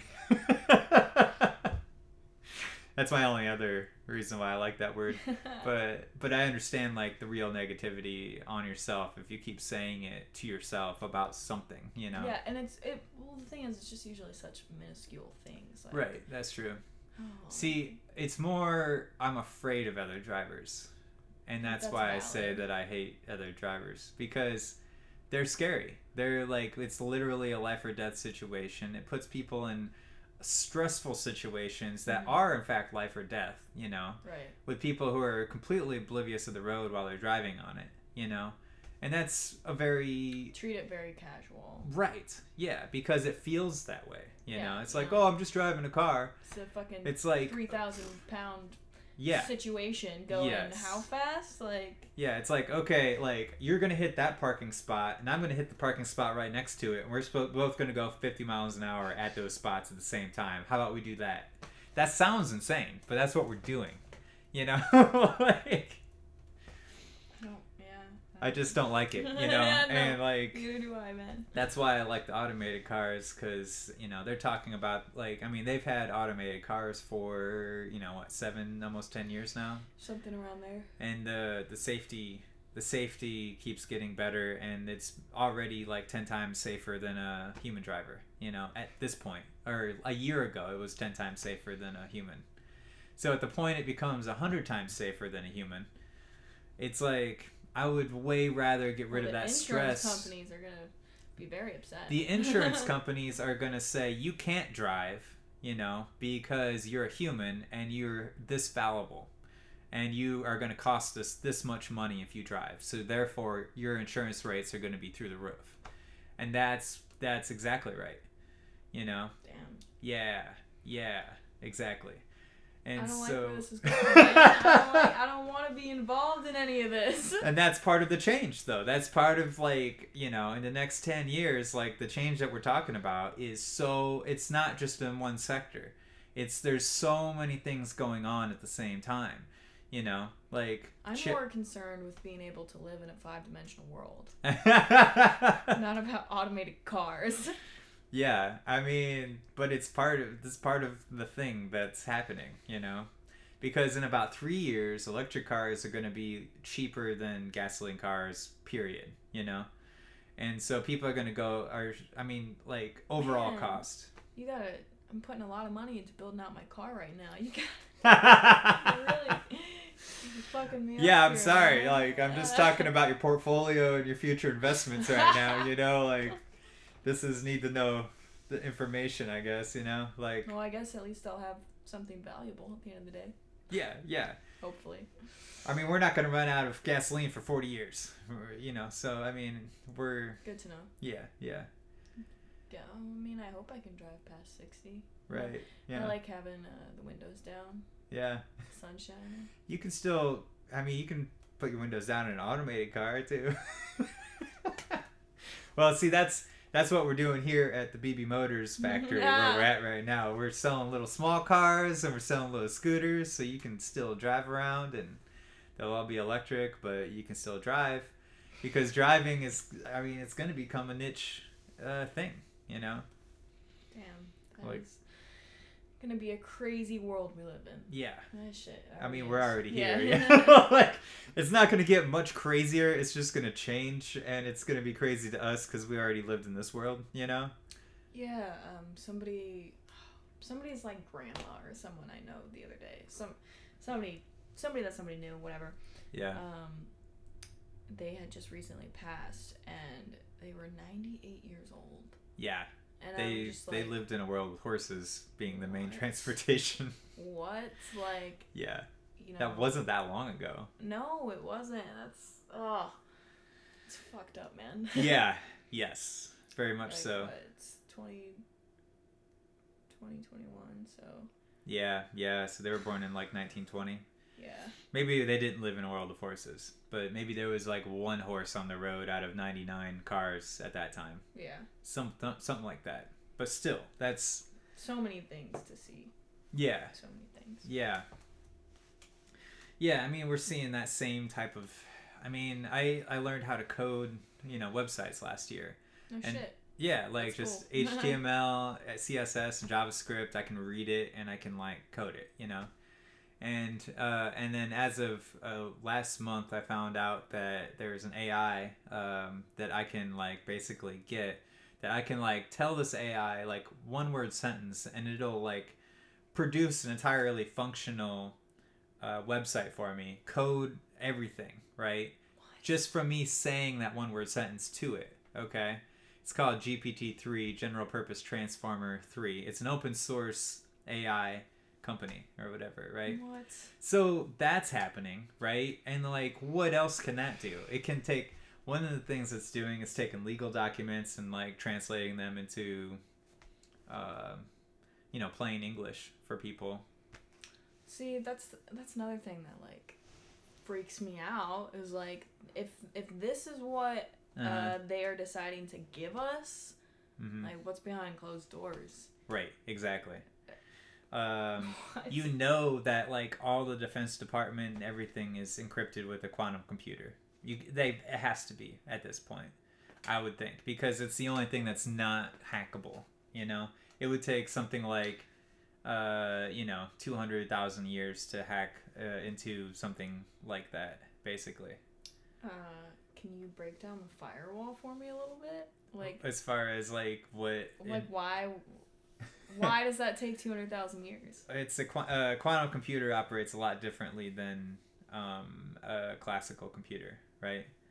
Do you know about how that functions at all? No, but I'm very interested. Okay, so it's basically real simple explanation is you have a binary system on a classical computer, ones and zeros.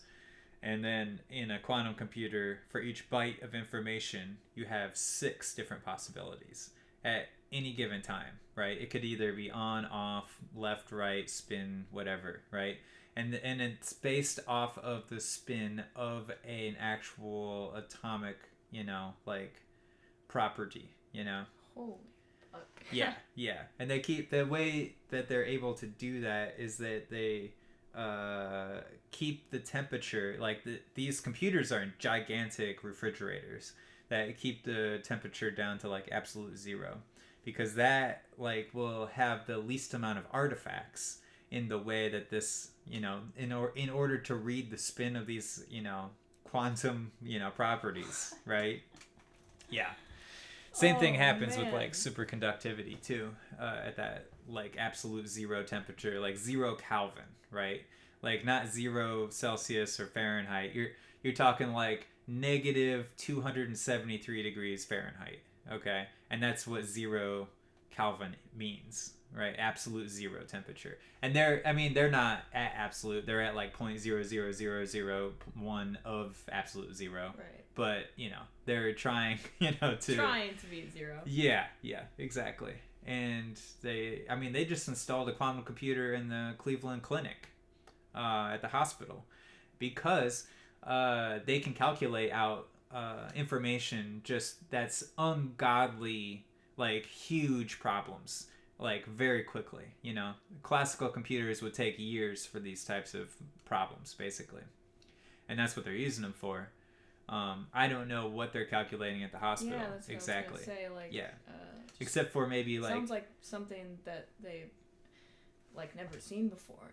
Things that like you're talking like how many genes are in our human genome. You know what I mean? And then being able to calculate each person's genome, in a matter of minutes, kind of thing, so that you can run at least a diagnostic on what medications will work or how to even synthesize customized medications for people too,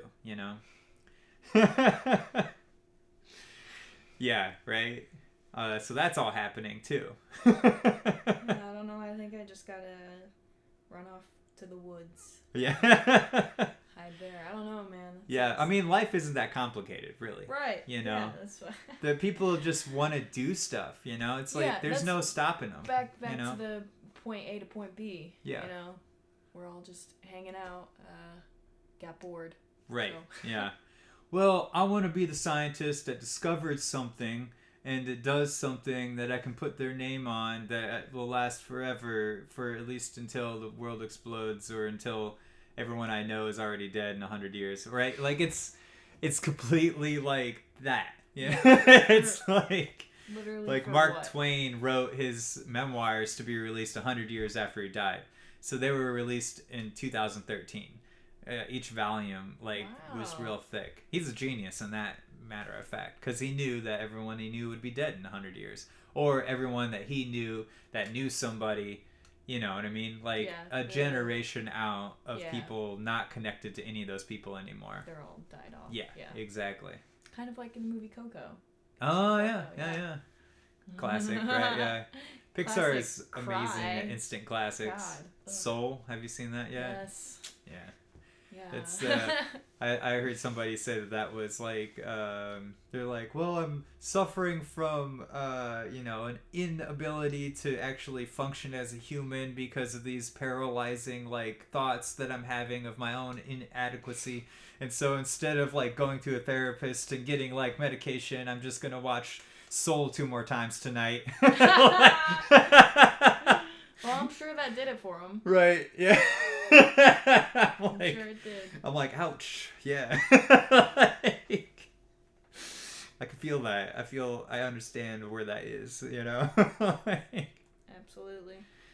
Yeah. The world. And that's why I have this podcast, because I like talking about the world, just largely in generalities, and but I feel like the methodology that people have in their own daily life is, the most important thing. Because overall, it's not that complicated of a world, and we're all it's fun to make it complicated. Right, that's true too. It's fun to make. What if I made this in 5 timing, and then like I switched to an 8-beat, and then and this and this and this and this and that. Right, but we use these textures with this delay pedal on it, right? That's how we have a good time. Yeah. And then you cause transcendence in people's minds, where they're just like, well, I didn't think about that. How am I experiencing this? What is happening right now? Literally, how do I do that? Me every day. What is happening right now? What? What is happening right now? I can't say if it's good or bad, but I know that it is. Word to that, man. There it is. That's, well, yeah. I don't know. And I like to laugh into a microphone a lot, so that this is my therapy to the world. It's a good one. Yeah. It's a good one. I feel like my past life was was like Ernest Hemingway on a boat or something. Damn. That's a Could solid, right? past life. I'm sure you learned a lot of things. Well, you get this big belly laugh, you know? Yeah. Like, Or you could have been Santa Claus. yeah, that's very true. That could possibly, I'll give you that. That's the great grandpa-ness of the I'm of sure the BB. it's like a plethora of grandpas like living vicariously for you. Yeah. Mm-hmm. Yeah, I don't even need to be a grandpa anymore, you know? Like, well, what's next? Right, yeah. Who knows? Who knows? Am I even in control of anything, you know? Do I have free will? Like, you know, like... See, that's a good one. That's a good one. Ram Dass had a good talk about that, too. What was the story? He was on a bus with 40-some people traveling through India for some reason, one way or another. Okay. And they were driving along, and they passed some kind of, like, scenic site, and some people on the bus had wanted to stop and watch the sunset there, but they were, like, running late to meet somebody somewhere. Okay. So at first he was like, no, like, you know, we really need to get here, blah, blah, and then he was like, well, we're here, like, you know, all these people want to, whatever. So you gotta make a choice. Right. So he pulls off, and they go to watch the sunset or whatever, and he gets there, and Maharaji, his guru, who he hasn't seen in like 2 years at this point, greets him with, he's got like his own group of people, and they had a meal planned for like 40 people. And the first thing he said when he came up is, well, we've been waiting for you.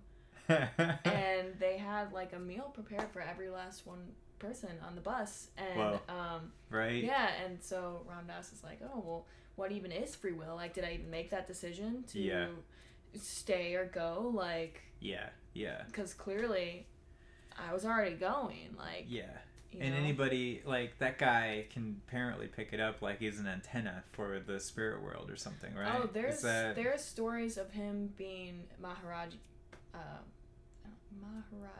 yes. Being like locked in a room, and however many hours later, he's like walking down the street because he was so in tune and literally just the universe that he could physically shift his like atoms. Astral projection or something, or no, like his physical body was back in the street. Yes. Like he just walked through a wall, basically. Yes. Because he was like so deep and only ever there that he knew literally all of this is the same stuff as this, and he could just... I mean, I don't deny that that's possible. You know what I mean? He could just like, be any thread of the universe at any given time. Yeah. Or there's stories of any of the Ram Dass podcasts. Great. Okay. I highly recommend. Yeah, I need to know more about this guy for sure. Like, just start at the beginning. There's about 200. Right. Yeah. There's still some happening. The guy who runs it knew Ram Dass. I've read this Be Here Now. Yeah. But there you go. Yeah. But the podcast is just a collection of his lectures. Okay. They bounce all over the place. Yeah. But the guy who runs it knew him for a long time and had some travels to India with him and whatnot. Interesting. So he usually gives like a 10-15 minute introduction. Yeah. Usually pertaining to the lecture he goes into. Okay. But yeah, there was other stories of him just like ending up on the other side of the world within like a matter of hours. Like, yeah, that's wild. I mean, I've heard other types of stories where like people will actually, and not like spiritual people, just regular people will be like driving even through have you ever heard of like the Mothman Prophecies before? Like the myths of Mothman? Yeah. Okay, so where are you going with this? So, right, like the same type of thing happens when apparently like people have been driving through that like area of West Virginia there, and then they'll like Oh, I just got back from there this weekend. okay, but they'll be driving and they'll just like end up at a whole nother place 8 hours away and kind of forget all of the driving in between. Ooh, I gotta drive through this. Where? Yeah, I've been down there. That was one of the weirdest things I've ever done. Probably. Okay, so you don't want to go alone. Me and my brother. We went we went on this. We really like this barbecue place called Sonny's Barbecue. Okay. At least for Noted. for a moment, you know, we liked it a lot. And there was one in Lexington, so we like. What part of West Virginia is it? It's right on the Ohio River. I mean, I had to have been somewhere. I forget what the town's called, but we ended up like we came at it. We went down to Lexington and ate barbecue, and then we basically were like, let's go to the Mothman Prophecy place, you know. So it's like we're driving there like on the highway, and then somehow we get off, like the way that road, the way that we got there was just so convoluted, and like I ended up like on these back roads somehow, and like we thought we were in spaces that we weren't, and then we crossed the state line in the states that we like I already thought I was in West Virginia, you know, but then but anyway, like we were talking a lot about that type of thing happening at that point, and then we get to the town. And then when we arrive in the town, it's like 1 or 2 o'clock in the morning, you know? Yeah. And it's just dark and just misting, you know? It's not rain. It's not anything. It's just like literal just mist, you know? And we're like, whoa. And like you come out of this like, you know, kind of hills, you know, into the valley of this little town that's basically right on the Ohio River there. Okay. And then we basically went into the town and found the statue of Mothman, and There's a statue? There's a statue in this town of a giant Mothman. Okay, so all I know, with like red gem eyes. He's just like this mysterious moth creature, right? That people would see. Yeah, That's and you would see red eyes like in the woods or whatever, wherever you were, and so they had red gems for his eyes in the statue. Okay. It's one of the creepiest things ever. And then so we're like, okay, well let's just get out of here, you know? And then so we're a little freaked out. We ended up like leaving and trying to get across the river, you know, wherever we could basically. But like on the way, like we're just like winding through just north of that town in West Virginia, and like seeing people just walking on the side of the road, you know? like why is the person here right now, you know? And we're like, okay, you know, like, let's just get back. And we crossed over, found a bridge, you know, ended up in this town. And, like, the way that we didn't know, like, it had, like, you know, whatever the 77 interstate, you know, signs. One was this way, one was that way. We took, apparently, the wrong one because we ended up in this town that were just, like, I kept hitting, like, dead ends and then, like, one-way streets and, like... What? Yeah, and like we were just freaking out by that point. I'm just like, I'm just gonna turn left on red and see, you know, I just want to get the hell out of here. You know, there's no one in this town, and so I take a left, and then there's a cop right there, and I'm like, well, I was like, thank God, you know, like we can ask the cop how to get back to the highway, you know, and all of that. But the cop just turned left down another street and just disappeared, like we weren't even there, and I was like, damn it, like I was hoping, you know. And then, so we ended up at a Domino's Pizza, like, you know, they were just closing up for the night. And I was, like, banging on the window. I was like, how do we get to the highway? They're like, we're closed, you know. They didn't come out and talk to But you? they did. They finally did, you know. But, and, like, that was, like, the whole scenario was, you know, just really freaky, you know. Yeah, that sounds fucking insane, man. Yeah. Oh, wow. It was like the Twilight Zone, because I was like, okay, we can get out this way, and then it's a dead end, and I'm like, I'm in the Twilight Zone. I'm freaking out right now. Have you ever heard of the Dead Zone in Mexico? I believe it's Mexico, or it might be New Mexico. I think it's Mexico. But so it's basically this this vast piece of desert. Okay. And for all of time that's recorded, any radio that's ever gone across it. Yeah. It loses signal immediately. Okay. Airplanes that have flown over it. Actually, most airplanes that fly over it end up crashing. One time, the United States, not accidentally, they set off like a rocket, and it like completely went off course and ended up in this dead zone. Okay. And there is a small village there, and these people just have days and days and days of like alien and UFO sightings. They're like, yeah, like it's.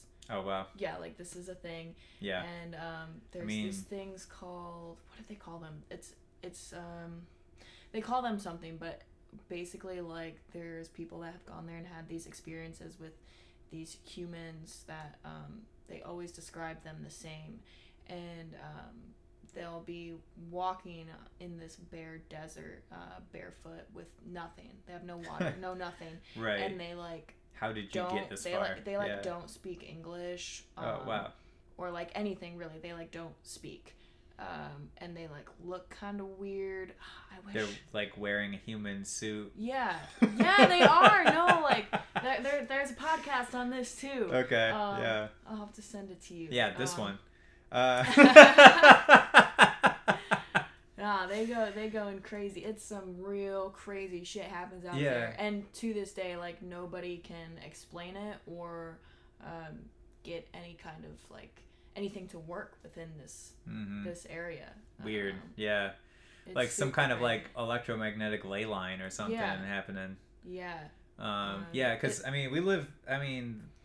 UFOs are real now. For sure. I mean, like since the Pentagon released all that information last year, CIA, and it's kind of like a news story now, like where they're, and it needs to be addressed because we don't know anything about it, I don't know anything about it. I've never seen anything personally, I thought that I have seen a UFO before once, where like I thought it was like a helicopter, And then it gets closer and it's like just like abnormal. I rolled down my window and there's no sound of a helicopter, and it's like from me to that parking lot over there, and it's right above it, and I'm just like yep, I'm gonna go home and drink some whiskey and try to forget about that one, like I didn't see you, dude. You're good. Just keep doing UFO stuff, I guess, but I actually read a theory the other day. This guy trying to prove his point that all of these UFO sightings and abductions, how a lot of them he thinks are like government played experiments, and ways for them to do what they were doing before, but a little more blatantly, and like how these that's people, why it only happens to people out in Bodunk nowhere, to people who don't know anybody kind of thing, and Yikes. And they never remember anything. Exactly. And he had some very interesting points to make. It was like a whole thread on Twitter. I was watching this ex-CIA guy last night talk about it. He's like, I have like 3 days to live, my kidneys are about to shut down, and I'm like 90 years old, but I wanted to tell somebody, before I died. And he was talking about how like when he left the CIA, after he was working for Eisenhower, and they were talking about Roswell and like going into like, well, 2 of the aliens survived, and like it's like, okay, great, and Eisenhower didn't know anything about this. That was my job, to be there to like get the intel about the UFO and the aliens and bring it back to him. And so he was like talking to the aliens? He didn't mention that part, right? Okay. But he was just he was talking about like the kind of just the overview specifics, What's crazy is I'm just imagining how the United States government would handle an alien if they got their hands on it. Like, whatever they're gonna do is not gonna make this alien want to communicate with you, man. No. Like, have you tried like inviting him in? Right, exactly. Like maybe giving him some pie. Yeah. Like maybe we can sit down and have some casual conversation. Maybe there's not that there's anything God that we can benefit to them. You know, they got the shit figured out. Yeah. They're interdimensional traveling. You know, yeah. we're just here blowing shit up. And so. And maybe it's funner being a primitive being compared to being a transcendental being in a way, you know? Like, I think about this a lot sometimes, you know, like why, if this is a simulation or something of that sort, or a creation of some kind, which it obviously was created of out of something, if on accident or not, like, but if it wasn't on accident, why? You know, like, why would you create a thing like this, you know? And I always think about, like, giving somebody at least the illusion of, like, free will, of choice, and things like that, like, in a scenario, even, like, 12,000 years ago, even if 12,000 years ago didn't exist, you know, like, it's still kind of, like, that's our story of, like, well, we were monkeys, and then, like, we did this, and, like... And people love that. People love to feel like they know what's going on. Like, it's for sure. It's too unsafe. Yeah. And, you know, that's obviously why people cling to religion and other things of that nature. Yeah, definitely. You know? Yeah, because they want to have some kind of control or some kind of semblance of something to hold on to that's solid, you know? And that's what, you know, for lack of a better term, I guess, sets you back in any kind of life, you know? Yeah. Because all this clinging, like, you know, something has to make sense. Something has to feel safe. Like, I don't want to change. Right. Oh, God. But if everything you going to. Like, everything is shifting sand. How do I not change in this shifting sand thing that I'm in? The only constant in life is change. Exactly. I say that all the time. And that's exactly what it is, you know? It's like you got to, like, roll. You're on a surfboard on a wave that's constantly just trying to grab onto things. Yes, like, yes. The water is not gonna. You don't own any of the water, man. No, like, man. How are you? Like, it's not yours. No, this is my board, though. Okay, great. Hold on to it if you want, I guess. I mean, but that's not going to be fun. The water's probably going to take it from you. The fun part is trying to get used to, like, you know, surfing. You know. Yeah, absolutely. Surfing is a great analogy for life. I've never really done it. I wish I always wanted to, I guess, you know. It's hard. Yeah, it does. It's a very large board. Yeah.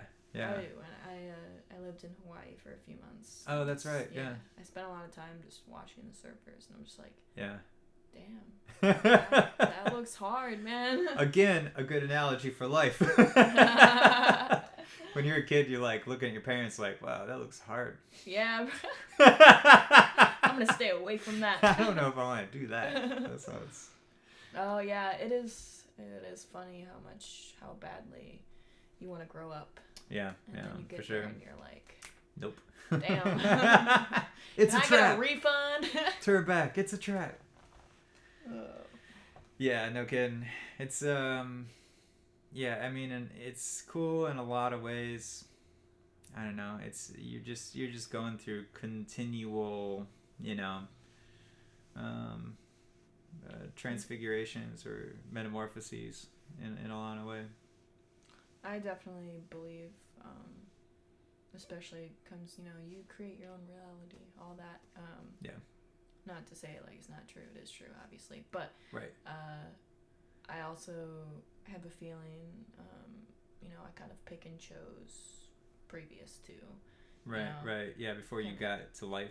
Right, yeah, and, you know, I'm kind of like, it's kind of outside of, like, destiny and all that. You know, I feel like I chose what I'm choosing now. Right. But, I mean, also, environmental circumstances, you know, be as they are. Like, if you were born in, like, say, India, and you were, like, 1 out of 15 children there, or something like that, it'd be a lot harder to edit videos, you know? Yeah. Yeah, well, I see, and that's what I'm saying. Like, I think I chose where to be and who to be and all that. And every person I meet. And that's another thing, too. I've kind of stumbled into this idea recently that maybe I do not believe in soulmates. Right. Because I think maybe things just happen. And I think yeah. I think sometimes here actually I wrote it down. Like we're surrounded by love all the time in a way. This is what I wrote. Okay. Some days I don't believe in soulmates. I believe in the universe happening, and sometimes beautiful, miraculous, unexplainable things happen. Sometimes we manage to fight for those things and make it out to the other side. We're all part of the same whole, come from the same place. I think life is about embracing various experiences and connections to their greatest depths, and I think sometimes things just happen, and love finds a way to explode from the seams. Mm-hmm. Word. I like it. I would only add that, and then just from a different viewpoint at the end there, like, love. What would you say? Love happens, explodes from the way things happen, and sometimes love explodes from the seams. It feels like it happens opposite too, though. Like it feels like love is happening, and then things explode out of that. You know. Yeah, I mean, depends on how you want to. I think that's kind of back to the seed. Right. Yeah. Where does it come from? Right. Love. Exactly. That's what I'm trying to say, I guess. Yeah. But all right, so I want to go back to what we were just talking about like choosing who we are before we got here, kind of thing. You know. Yeah. Because if that's true, right? Like, let's say that you're like a rice farmer in Asia and you're a girl in like 1575 or something like that, right? Like, is that a good choice? Is that a better choice than another? Or are all the choices basically have the same disadvantages and advantages in a way? I would say. You know, like. And I couldn't speak for the rice girl in 1575. Right. Yeah. Because I haven't had her experiences. Yeah, that's true. I don't know what troubles or wonderful things she experienced, but I'm sure, and I would hope that within moments and by the end of her life, she found gratitude. And I think that's all we can ever search for and jump for. Is gratitude. Once you learn to move with gratitude, I think that's when everything in life becomes light. Yeah. That's cool. That's a good way of putting it. I mean, and I guess sure, people have some fucking god awful traumatic experiences. God, there's such awful things that go on in the world that I can't even completely talk about. Traumatizes people and like. And I'm not gonna say somebody's sitting up in the clouds and like I want to go through X, Y, Z. I just feel like I have, and maybe it's like this ultimate trust in myself, where like I never doubt what moves I make. And I feel like there is, whether that's like my spirit guides or like the universe or like myself in a higher realm, yada yada, it's all the same thing.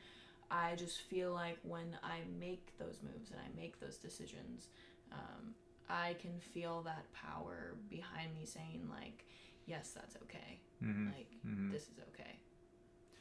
I have a feeling that, like going back to like we're all the same person or all the same soul in a way. Like if I've always had kind of a feeling that like if a human is possible to happen, it will, right? Sure. And so, like, given the possibility of how many different dimensions of this world as well, right? So if the entire universe is all in an egg, and then like that egg is like constantly dividing on everybody's choices,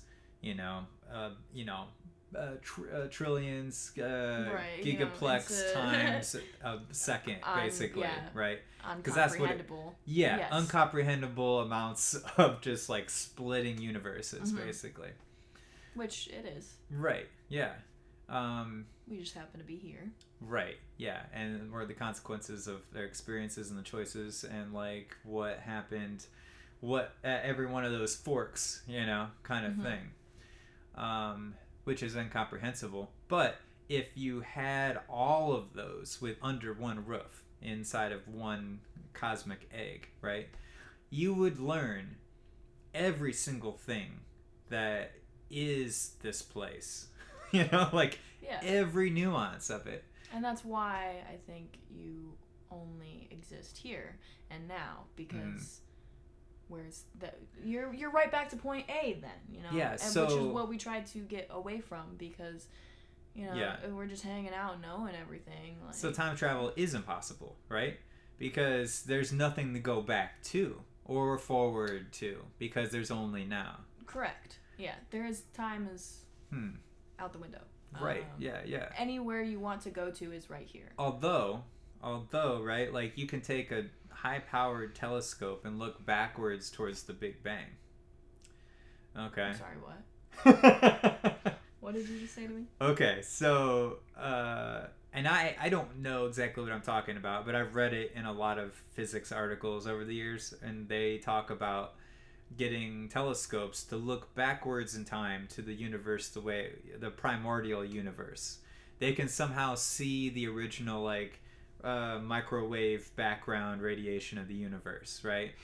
And like science right. is crazy, man. I know, right? I love it. So I'm just like, okay, it. so like I've never been able to grasp this idea, you know, like about how or why or what, you know, but like I read about it a lot, you know, to the point where I'm just like, I just take it for granted, I guess, you know. I'm just like, oh yeah, microwave radiation of the thing.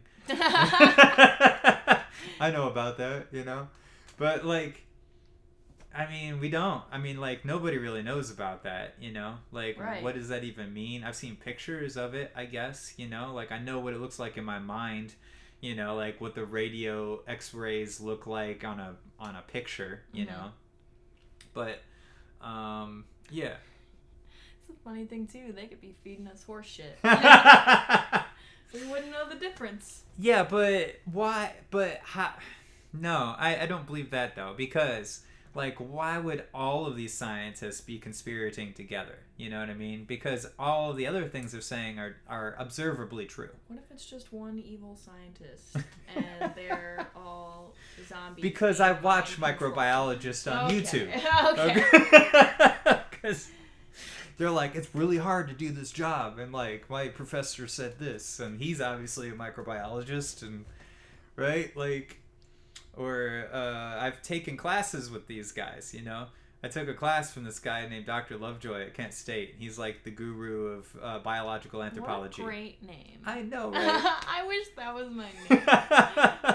Shout out Dr. Lovejoy. That cat, he was weird and very just like, you know, kind of an asshole. And that whole class was just like super like highfalutin. I only got in, I was an undergrad when I got in there, only because I had made friends with one of the teachers in the department, and like I would just go and we'd talk about whatever random stuff all the time, you know, and to the point where she's just like, all right, he's smart enough to get into this class and I'll vouch for him, you know, kind of thing. So I was like one of two kids, undergrads in this class. The rest of them were all like doctors and like graduate students, you know. Damn. And I'm like way behind because I had never taken any actual anatomy before too, you know. So I was like trying to keep up anatomy wise, like with their terms, because they're just talking Klingon to me, you know. Yeah. Like I'm just like tuberosity of the, you know, maximi, you know, like, and I'm just like thinking like in the hip bone, but they're talking about your hand. Like I have no concept, you know, like just damn. Like it took me a couple of weeks to like really like understand like each class and what they were talking about. Like I ended up getting a C+ in that class. There you go. So I was like, bad. that's cool. I'll take it. I feel like they thought that I was like a mole though, like I was like a spy, you know, from another school, because what? I think the more research I did, like the whole class was studying this one fossil called the Ardipithecus, okay? Okay. And it was a very humanoid, early hominid, you know, fossil that was like the beginnings of humanity, basically. Like it was like, you know, Ardipithecus, it was like Australopithecines, And these were all before Homo sapiens, you know, before like there, and then there after that point there was like Homo habilis and Homo neanderthalis and Homo erectus and now sapiens, right? So there's all these different types of fossil humans that existed throughout history. But Sounds scary. it's crazy, right? And we're studying the one from like, I think it was 7 million years ago, right? And this was the Ardipithecus. And that's like one of the earliest fossils that we know of that walked upright. And like, we're studying. Find this shit, man. Right? Like, we're just digging holes in deserts and we find. Yeah. The earliest human ever, 7 million. What? Yeah. I don't. That. And supposedly, right? Like, its hip bone was like the bottom part looked like. The bottom or the top part was, one of them was like human looking and the other part was chimpanzee looking, okay? The way that they put it together, because the way they found it was in a million pieces, okay? And so there's a lot of debate about that.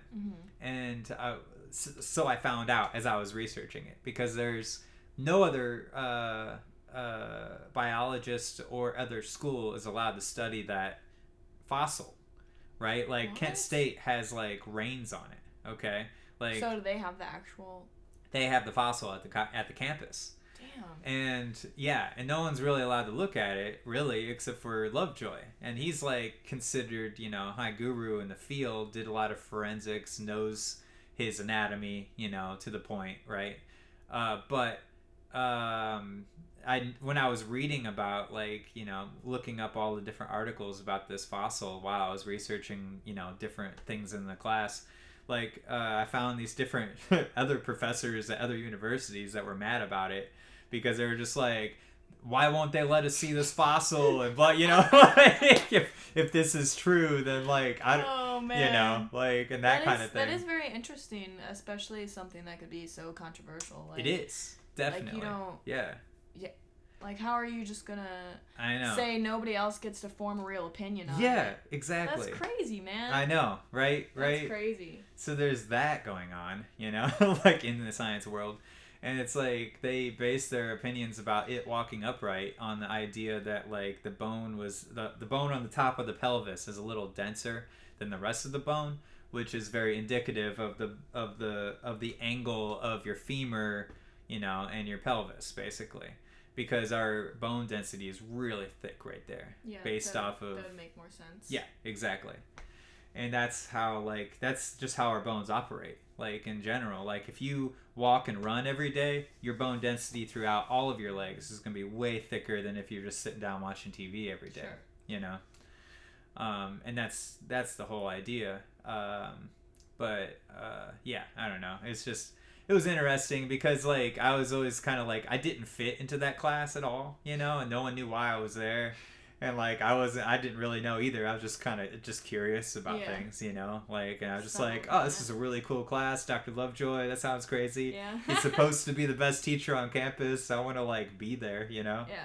And so I was. Like, but I think they thought I was a spy the whole time, you know? So I just played it off that way, you know? Like, to get all the information on they didn't know if I was just really dumb or if I was just like, you know, like, a plant. Yeah, exactly. Oh, I probably was just playing dumb, you know? Which was really fun to, like, kind of ride that line because I asked one question that, like, and the one girl who was like a graduate student went off on me, and she's just like, that doesn't have anything to do with what we're talking about, like, and just kind of like, oh my gosh, drove me into the ground about it. And I was just like, cool. And I just didn't say anything in the class after that, you know? And I was just like, okay, cool, you know, whatever. Do you remember the question? No idea what it was. Oh, no, man. Like, I just had, like, this random, you know, postulation of a theory that I had about this thing, you know? Like, I was like, oh, maybe it's this, you know? Like, I thought this was a discussion class, you know? This is not a democracy. Apparently, if you don't know what you're talking about, just don't talk, you know? But, like, yeah, that was fun, you know? Not at the time, but it's hilarious looking back on it, you know? Oh, man. I wonder what she's doing these days. I know, right? Who knows? I do know that, like, people who are graduate students, if you're thinking about being a graduate student in college, okay, I would suggest in your bachelor's of arts degree before your master's, especially in the social sciences or anything of that nature. Like if you want to be like get your master's in sociology or anthropology or like psychology even, don't take any of that shit in your undergrad, okay? Because by the time you get to your master's, you'll be so bored of it. And you'll have your head so chock full of the exact same thing that you're doing in your master's that it's just like ridiculously ad nauseum. And then you just like look at the course material in a whole different kind of lens where you just hate it, you know? Right. Right? Yeah, when you don't I'm want to using be there that. anymore. Right, Yeah. exactly. I heard that from several people. And I got to I was lucky that like I didn't necessarily like need a degree necessarily. I don't know like what I'm doing with my life honestly, but like Nobody does. I just took any class that I thought was interesting. Yeah. And then like I would seek and find out good professors and take those classes because of the professor, not necessarily because of the subject matter. That sometimes sounds like something I would probably. That's the way I would go about it. Yeah. College is really interesting because there aren't really any rules to it, you know. Mm-hmm. But people take specific focuses based off of how much money they can make from that, right? And that's the only reason people are doing that, you know. What a silly reason to do something. Yeah, but if what you're a silly there, way to spend your time. if you're there to learn how to learn, that's a horrible way to do it, I think. Yeah. Because you're basically just subjecting yourself to like only passing the classes that have to do with this subject, and whether you retain it or not has everything to do with whether you want to know that information. Yeah, right. And if you're just constantly bombarded with the same information, it just becomes boom, it just loses its impact on you. Yeah. And then if you don't want to be there, you're not gonna. You're the only one that's gonna teach you. Right. And absolutely. Maybe we're done because my phone died, but yeah. Oh.